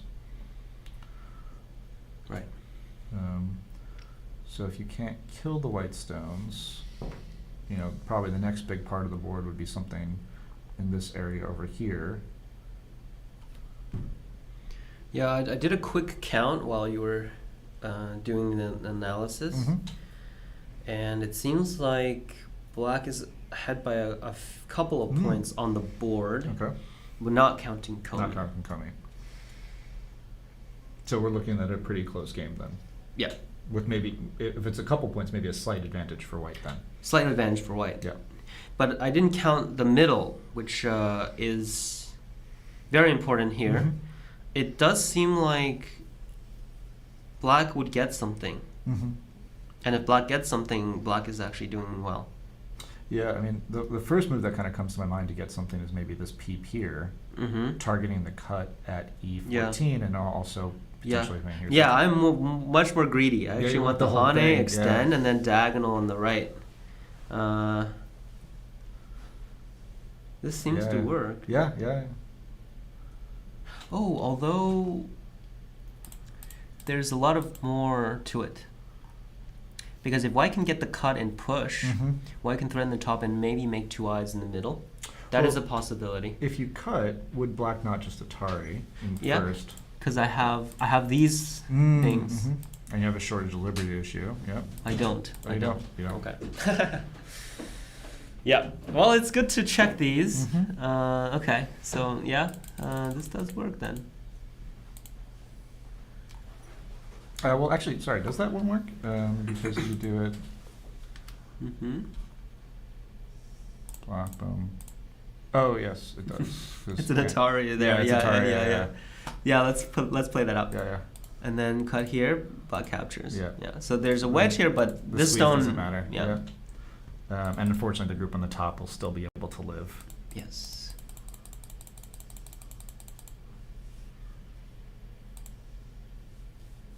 Yeah, I like the game for black. Okay. So back to where we were pointing this out, right? I really don't understand white's co-threat here. I think Mhm. white should be thinking to win that Yeah. go instead. Yeah, or maybe playing. I mean, so I maybe something like J3 would be a little bit more active too. Yep. Because that makes it really tough for black to figure out how to answer, right? Yep. If black were to try to kill it, do more life and death at Mhm. L2, there's that weakness that exists on the outside. So Yep. I guess black probably would play L2 though. Maybe black would answer, and then when you capture, then play L2. L2. Because black You're is still- threatening the group. Yeah. That's a possibility. Mhm. Yeah. It's certainly very complicated Yeah. because both players now have good threats. Mm-hmm, mm-hmm. So things like this. Mm-hmm. And I do expect the game to just kind of be revolved around the ko. Yeah. You have to play big moves that also force your opponent to respond. Yeah. Yeah. Yeah, it's difficult. Yeah, so we skipped over one of yeah. the. So I was looking back here. Yep. It looks like there was something really big that happened. So white Oh. jumped in. Black made some exchanges Mhm. here, and then pushed here, and he made a very Dangerous ko. big ko, right? And this is I think this is the winning sequence. Okay. This ko is so much profit, and he created a big ko threat here. Even answering the wedge, because he has another one here. Mhm. And in the end, white was only able to get Mm-hmm. this one. And this ko is worth much more Yeah. than over here. Although black did lose A little 2 bit, points but here yeah. with that ko threat. Mm-hmm. I think black is doing very well Okay. here. So maybe white's move at R18 was a little greedy, and maybe white needed to protect the ko. Yeah, it's very hard to spot this kind of Yeah. situation. Yeah, I think black is. I'm ready to call the game for black Yeah. here. Well, it's also, you talked about how black made those exchanges on the left side. I think we Yeah. kind of think of those, I think a lot of players would think of those as losing co-threats. But basically, black made a co-threat that was much larger by making all these exchanges. Right. And black lost nothing in his exchanges. So I Yeah. guess if at any point in time, if we go back a bit, right, if at this point black Atari'd, white can consider Tanukiing. Right? Yes. If black, if said, let's just stop it here, right? Mm-hmm. If black starts the ko now, and then plays these two stones, white could potentially connect back, or make the ko even larger, right? Can potential there, and all black would get would be these two stones. So the idea that black played all these sequences, even though they feel like ko-threat, they are ko-threat losing moves for smaller kos. Yeah. But made it so that this move was a guaranteed ko-threat. Yep, right. This one co-threat became a lot bigger. Yeah. And this is because black only needs 2 big co-threats because of the lack of co-threats for white. Yeah. Yeah. And in the end, white got to throw in here, but I think that the corner is much, much bigger than this. Black definitely would have gained from this. Yeah. Okay. All right. So okay, the in the Dan game, this middle So that group group lived, moved, yeah. and Yeah, and I think this is probably the end of the game. I'm not really sure. yeah, I think black Yeah. won here. Yeah. Q game, which we said was an endgame battle. Mm-hmm.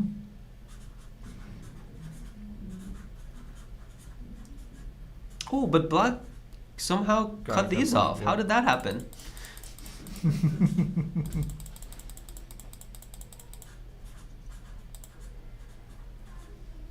Oh.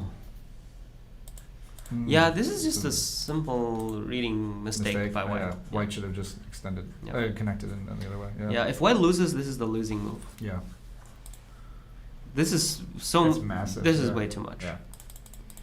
So that move that we said was losing 2 or 3 points actually won black about 10 points. Yeah, Or wow. more than 10 yes, points. exactly. Yeah, the initial move caused so much uncertainty Yeah. that white didn't play the correct move as a result.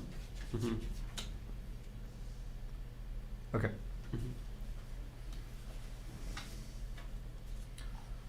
So maybe a quick look at the top games, and then maybe we can start Yeah, thinking just about wrapping up. Yep.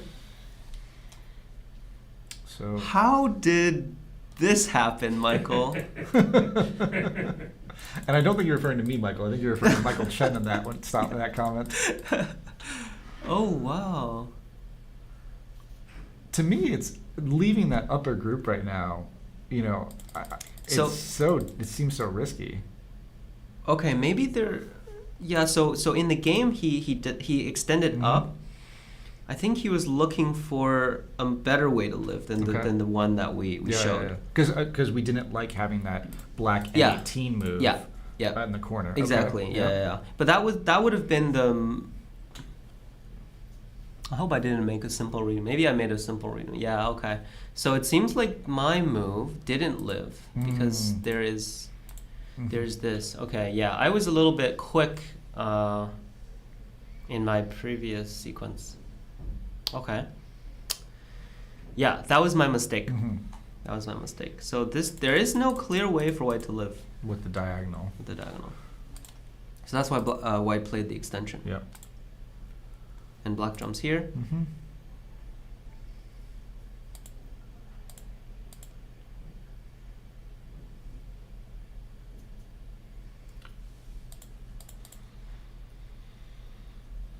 So now it's this do or die fight because there's really no way for white to live there, is there?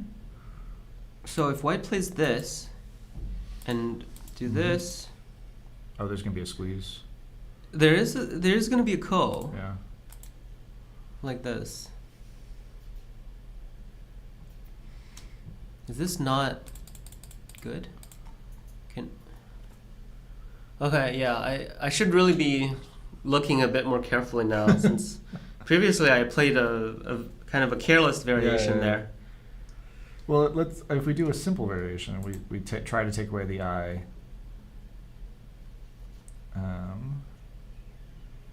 Well, again, we can assume that there's one eye here. Yep. Yeah. So can you make a second eye? If you play here, trying to block the eye with this move. Yeah, and it's not possible because if you wedge, Mm-hmm. black will just extend Yeah. back, and the connection is not sente Yeah. on this side, so black will just take away the eye. Mm-hmm. Okay, so I assumed something that was not true, but the reality is white could not have lived. Okay. So as a result, white was forced to play these sequences, and we a very don't white have style game. yes, but unfortunately he is at a huge disadvantage because this upper left group is now currently dead. Yep. And all black needs to do is settle the rest of these groups, which doesn't feel like it's too hard. Yep. Oh, that is unfortunate. Maybe I was hoping Mike Chen would be He's doing your better. buddy. You want him to do well, of course. Okay. Yeah. Oh. Okay, and then quick look at this one. For this game, So it looks like White was able to live. Yep, we were looking at Bill kind of struggling a little bit in the center there. Mm-hmm. Now Black is missing a move to live in the middle, but we're continuing the fight here.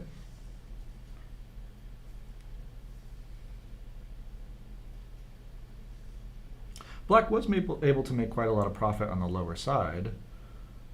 Yep. Of course, that D2 move still does exist, which is a little bit frustrating. Yeah.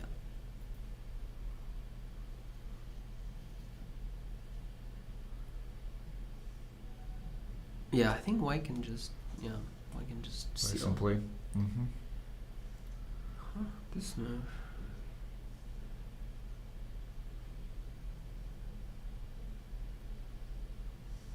Is he not worried about the attach? And why don't we take a look at what that sequence Let's- might look like? Let's take a look. Attach and cut here. White probably just comes down. Threatens the. This way? Here. Oh, this one. Yeah.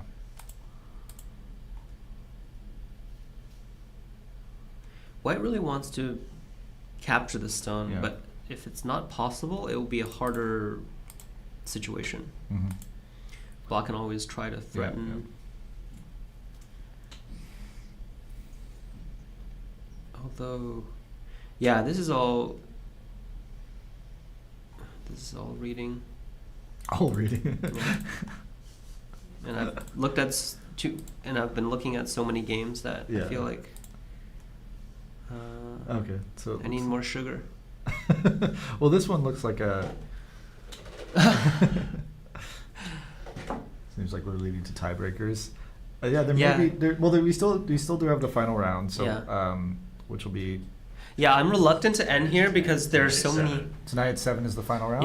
Yeah, we should talk about that. Yeah. Yeah, let me take a look while Mike, you tell us about the broadcast later. So we'll be having a broadcast for tonight's. 7 o'clock. Just the top 6 boards. Okay. Will have their final round. Mm-hmm. And we'll see after this round, and we'll start off tonight's stream analyzing Okay. what the current state of play is, but the top will be decided tonight. Okay, This great. is kind of harking back in the day when we would have a big Friday night game, so it'll be in the main hall. So the games will be streamed online. People can watch them on OGS, people will watch them on the stream. Mm-hmm. Michael and I will be doing commentary in the main room for Okay. a live audience, interacting with the live audience, which will be recorded and then uploaded to YouTube. Gotcha. Great. Was the mic You able? may want to repeat Yeah. that because I'm not sure. I probably won't get all of it. I apologize. I had Chris Okay. Garlock off camera telling us what's going on. So we're going to be playing the finals for the top 6 boards tonight. So it'll be done in the main playing hall here at Congress, and it'll be broadcasted with Michael Redman and Chris Garlock doing commentary later this evening. That's going to start, I believe, at 7. The streaming starts at 7 and the commentary at 8. The streaming will start at 7 and the commentary will start at 8. So we'll have our winner decided tonight. And then the guys get tomorrow morning, they can sleep in. Yeah. I'm sure they've had a really tough week, so they'll enjoy the This time is off. a big mistake For my White? for Black. Oh, for my White. The turn with the double Hane. Black can't Atari anymore, and Honey on the outside. if Black Hane's on the outside, it's not even connected. So Mm. that also where Black is going to be forced to jump.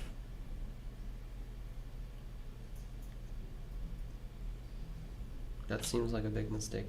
What could Black have done instead? I think extension would be better. Mm-hmm.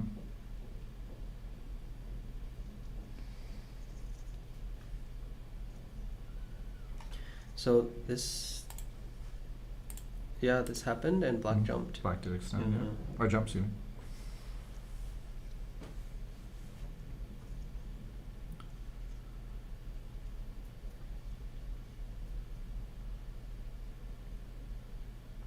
Yeah, so after White captured these stones, Mhm. The upper right is very, very solid. So right now, if both groups live, what would be the status of the game?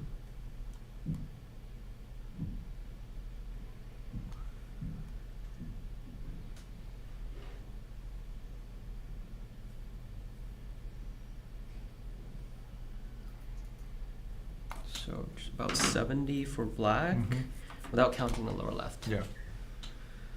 That doesn't seem like it's going to be enough. Especially because black's going to end in gote here. Black, yeah. Black needs to end in sente. Mm-hmm. Yeah, but black live, white lives. If black goes here, white's going to take with eye and it'll be a seki. Mm-hmm. Each player would have one eye. Mm-hmm. But potentially black. Yeah, would there's the extend. right side. Yeah, there's an extension and push. Mm-hmm. But if is this the game? This is the game. Mm-hmm. Yeah, this is all inevitable. Mhm. But white's just gonna extend here. How is black gonna deal with that? I think this game is gonna end soon. Okay. and likely in white's favor. Yeah.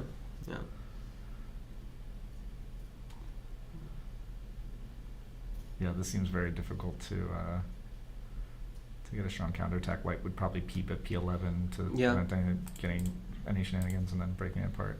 Yeah, black's falling apart here. Yeah. Oh, that's so. That would put Bill at 4-1, and white would be 4-1. Messenger would be 4-1 as well. And then in this game, Michael Chen would be 4-1. In Surreal will also be 4-1. So tonight's going to be a big match-off, right? Because no one will have all wins. So potentially we're going to be looking at a lot of 5-1s and a bit of a nasty tiebreaker, I would say. I want to be the TT. Yeah. Catching a sweat for Carolyn. She's gonna have a headache. Not her, not her. Easy peasy. She'll just flip a coin. So I think that'll cover us for now. Yeah. Thanks everyone for joining. We hope you enjoyed the stream. Again, this is Ryan Lee and Mike Federa. We'll have the next commentary starting at 8 o'clock tonight with the live stream starting at 7. So hopefully you can join for the exciting final match. And thanks very much for joining and have a great one. And then just transition back to the rotating boards. Okay. We're going to put Ryan on the team.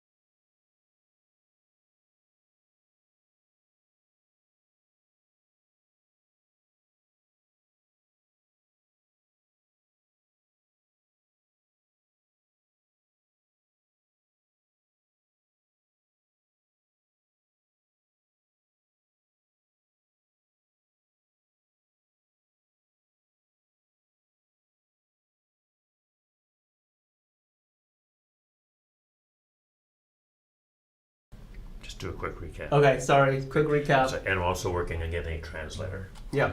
So, okay, just do a quick recap. Yeah, quick recap.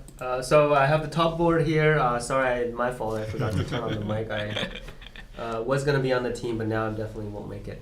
The broadcasting team. We have the top players here: Michael Chen and Insu Ryu. The top board. They're just kind of going through the game. Yeah, why don't we continue? We're looking at some of the opening sequences, which I actually didn't cover. So it's great to have the players here, and now we get to see everything that you guys are thinking about. I'll go. When Insu is super strong, so when Insu played a very fast developing openings, two-space high jump, fast moves, I felt very respected because he didn't play super solid and I'll just beat you later. I played super solid and that was the game plan. So I felt this was slightly good for black. A couple of points. Some other Josekis are like, this is the most complicated one.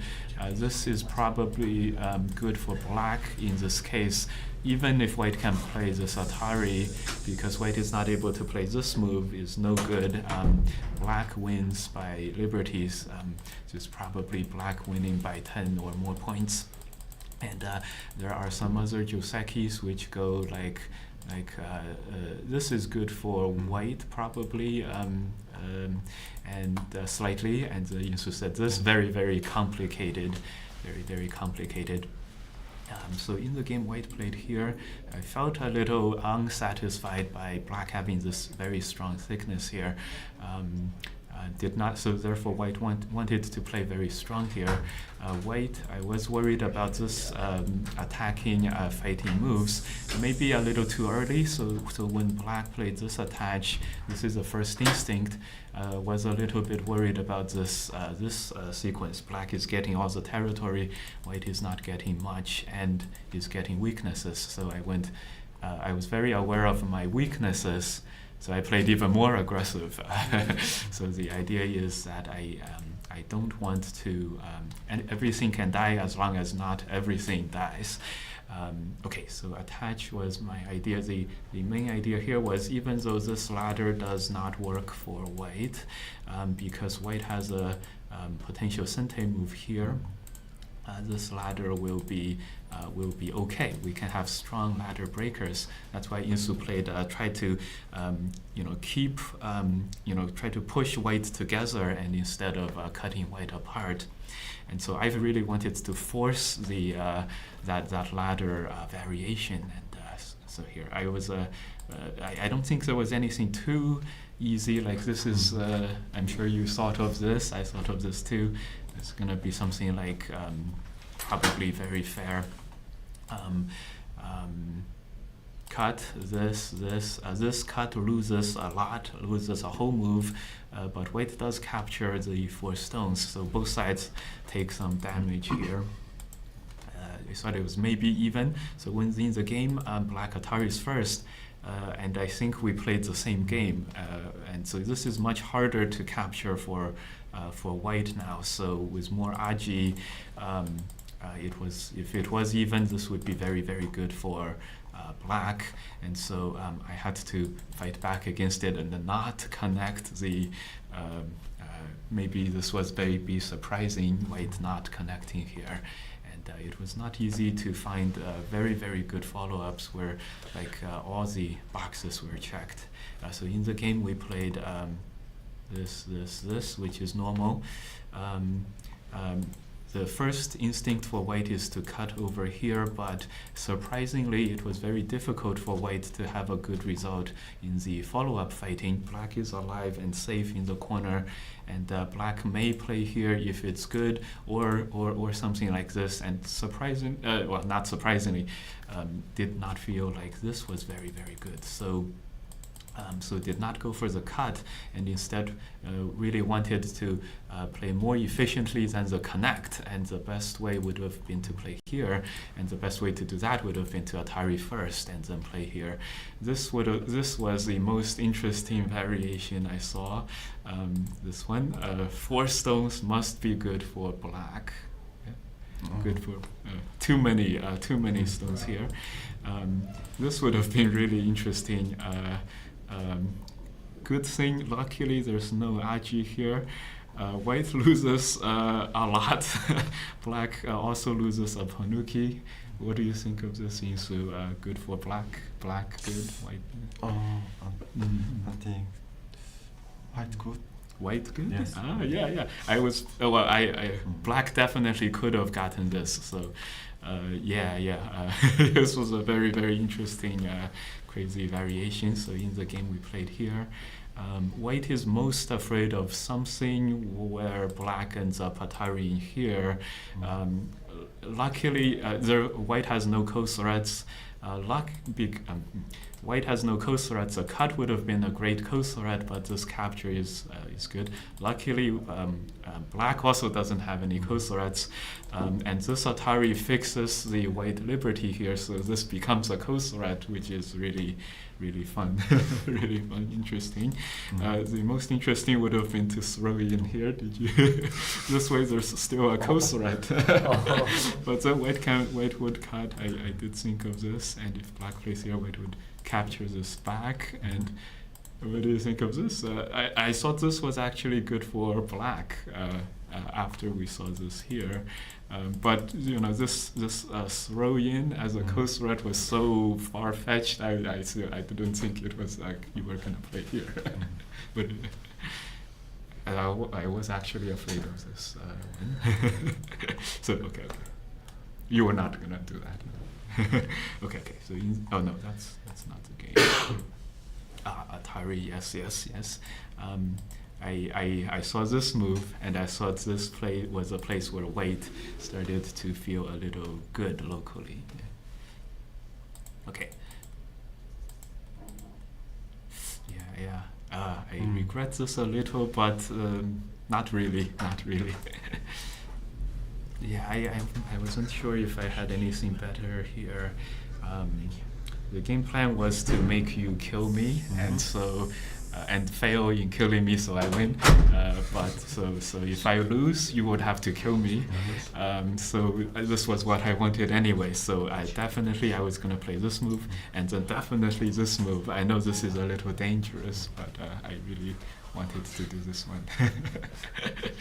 We could bring Katie in so she can help Okay. to. Yeah. So yes. we're gonna bring a translator in for our guest. I wouldn't say translator. Okay, cool. And so this part was about the best of my play, and so the next part I'm gonna start screwing up. And great, we have translation abilities now, so Insu could tell us how he played well to win the game, and to come back and win the game. I do think it was a little better here. Can we bring her in? Yeah. I, Sit in my place. And no, let's not do that. My Korean's not very good, guys. I'm sorry in advance. You should say where you are. She just has So to. now we ask You put the seats in the No. same place. We ask you to talk now. She can help translate a little bit Korean, a little. There you go. Yeah. 한국말. 해볼 건데 아, 지금 한국말 잘 제가 영어를 잘 못해서. So. 앉으면 네, 알겠습니다. Yeah, and with some good, bad, and then we'll be okay. I'll be. You can sit. Yeah, you should. You should everybody sit. should Yeah. sit. I'll For be sure. like There you go. Okay. in the background here. Like here, and it will be good. All right. No, all you right. should be in the frame Yeah, though, good. because you're the pro that people want to see. You guys stay exactly where you were, and Yeah. Okay. she can just be Let's. Yeah, in the background. exactly comfortable there too. Yeah. Okay. Let's continue. So you're gonna have to slow down a little bit though, because you're a fast talker. So. Okay. So. Insu, go ahead for the next. 저 그냥 찍고 말하면 되나요? 네. 아. He's just gonna click and play. Okay. 언제부터? 어디서부터 하면 From 되나요? where should he start? Anywhere he thinks the game is interesting. 그냥 네. 재밌는 데부터 하면. 아, 재밌는데. 지금 This. 흑이 백이 이 교환을 단수를 하나 쳐놓는 게 조금 악수라고 생각했어요. 이게 나중에 혹시 이쪽으로 뒀을 때 여기에 패가 남아 있는데 근데 Oh, 잠시만요. So he thinks the tarring wasn't a good thing because there's like there could be a code over in the left side around B14. 지금은 이 장면에서 여기를 들고 쪽을 살고 이렇게 두면 어떤지가 궁금하긴 했는데 근데 제가 별로 좋다는 생각이 안 들어서 이 돌을 잡을 자신은 없었는데 그래도 우선 잡으러 가는 쪽으로 승부를 걸어보자고 생각했습니다. He's kind of curious, like if black extends and then lives and then. I have to play this one and not those two. 아마도 잡기가 어려워서 백이 이 교환을 여기 먼저 하나 해뒀으면 제가 좀 더 어려웠을 것 같아요. He thinks if white had wait 한 번 더 네. 설명해 줄 수 있어요? The previous moves there, this would be easier to live. 지금은 여기 둘 때 흑이 이쪽으로 둘 수도 있다고 생각했는데 애초에 백이 이 교환을 여기를 둬놨으면 흑한테 선택지가 없어져서 그래서 백이 여기를 하나 먼저 두는 게 더 좋다고 생각했어요. Okay, he thinks this would have been better for white. I'm sorry, this is very rudimentary translation. All we need is good or bad. 여기서 백이 이쪽을 두는 게 정수라고 생각했고 여기 두면 이 돌을 잡을 자신이 없어서 못 잡았을 경우에는 제가 바둑이 많이 나쁘다고 생각했거든요. He thought he could go here, and but like it would be too hard to capture black, so maybe it wouldn't be good. God, I hope this is right. 제 생각에는 백이 살 수 있는 기회가 2번 정도 있었는데 그게 하나는 그 이전 이곳이었고 지금 이쪽을 뒀다면 제가 잡기 힘들지 않을까 생각했습니다. 맞나? Thinks white had 2 chances to live, and if white played here, it might have been hard for black to capture.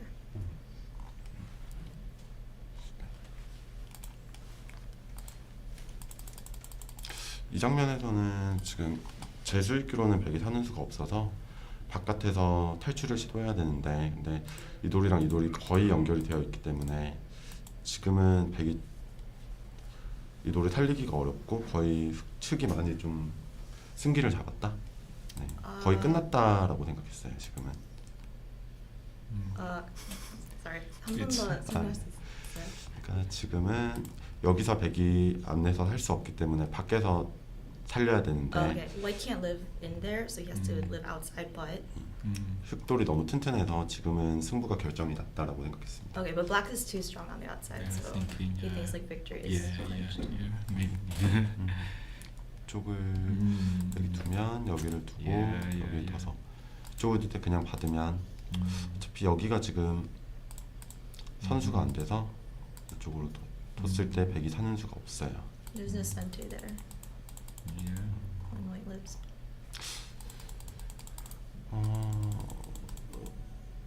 뭐 정확한지 모르겠지만 제가 생각하기에는 그래도 백이 여기를 뒀으면 좀 많이 흑쪽이 어려웠을 것 같고요. He's not sure, but he thinks if white had played 지금 white's move, 이 장면에서는 확신은 없어도 그래도 아까보다는 조금 더 흑이 좋은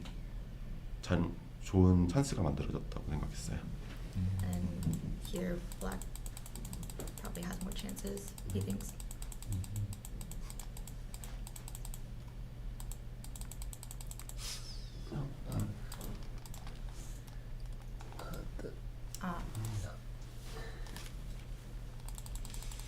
이 장면부터는 제 생각엔 백한테 기회가 없어서 From here, white. He 승부가 doesn't think white has 났을 것 any 같습니다. chances. 이게 잡힌 순간 백이 집으로는 도저히 쫓아갈 수가 없고 이 돌을 잡거나 이 돌을 잡아야 되는데 둘 다 집 모양이 나 있기 때문에 잡을 수가 없는 돌이고 그래서 흑의 승리가 확정이 된 것 같아요. 지금은. Yeah, with white captured, white has to capture one of the 2 black groups on either side, but since they each have an eye, it'd just be too hard to capture. 초반에 백이 처음에 이때까지만 해도 백이 좀 무리한 싸움이라고 생각을 했는데 이렇게 두고 보니까 제가 행마가 잘 안 나와서 지금은 되게 어렵다고 생각했고요. I think he said even in the opening it's not wishy, wobbly, but now it's maybe a little harder. 그리고 I'm really sorry, this is wrong. Maybe Yeah, maybe, yeah, uncertain, yeah, thanks. It's hard to tell. 저도 정확히는 모르겠는데 제 생각에는 흑도 백도 더 잘 둘 수가 있었을 것 같은데 근데 어떻게 둬야 잘 두는지는 AI를 봐야 할 것 같습니다. Yeah, he's not sure. He thinks both black and white could have played better here, but he would need AI to like compare. Yeah.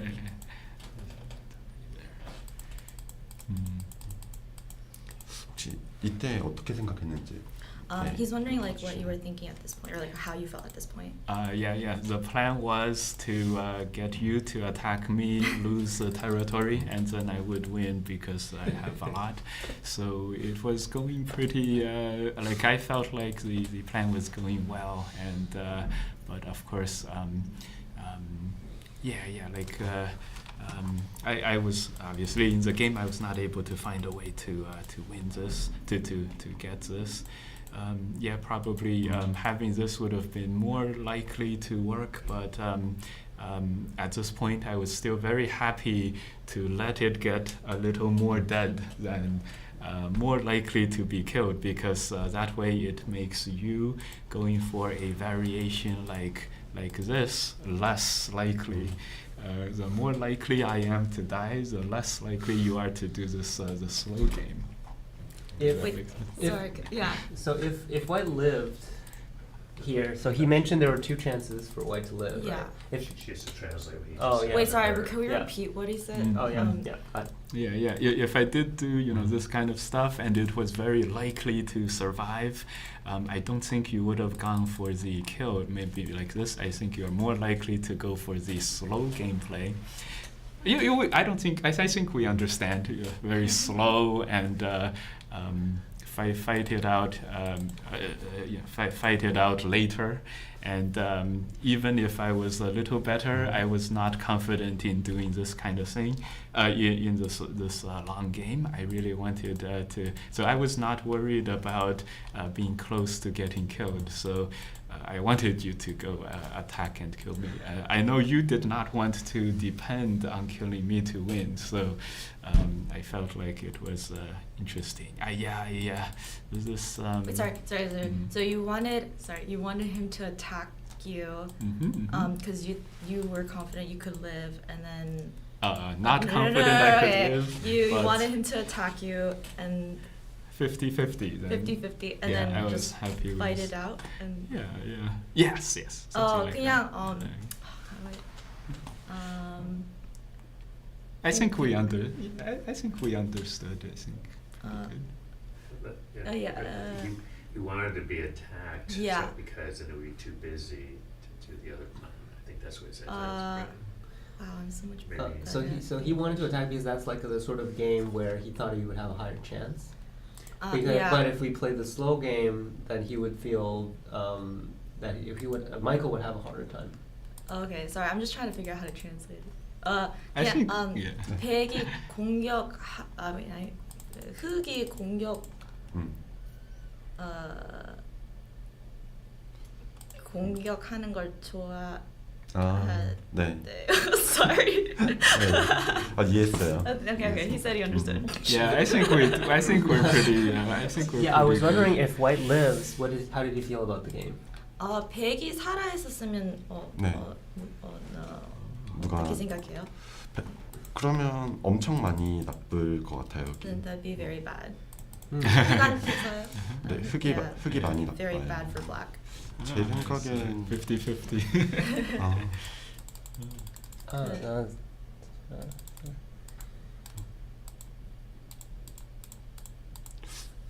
Here. Hmm? Here. No, the cuts. 음. Mm. Alive. 오, The, 그러니까 the, 지금 the AI is this Oh. estimate score. This is not really AI, right? Is it AI? It's a role it's play weak AI. weak Okay. AI. Oh, 0.1. 지금 Yeah, 어, players.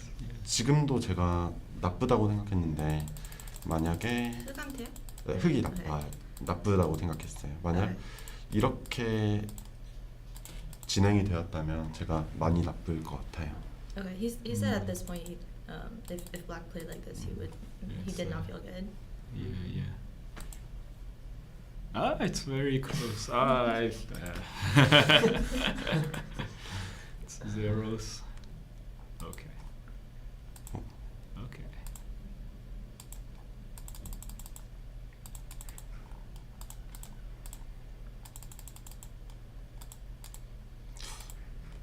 뭐 제가 뭐가 이상했는지는 아직 잘 모르는데 AI를 아직 안 봐서 근데 지금 보니까 좀 많이 나빴던 것 같고 He doesn't know like what's weird yet. He Yeah, hasn't yeah, looked at it yeah. with AI, but Yeah, we'll all know more with the AI reviews.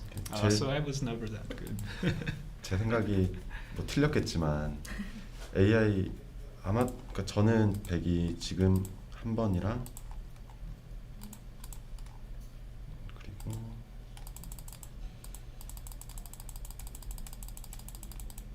이 돌이 지금 한 번 이걸 살아갈 수 있는 기회가 제 생각에는 2번 있었던 것 같아요. 근데 Yeah. 틀렸을 것 같아요. AI 보면.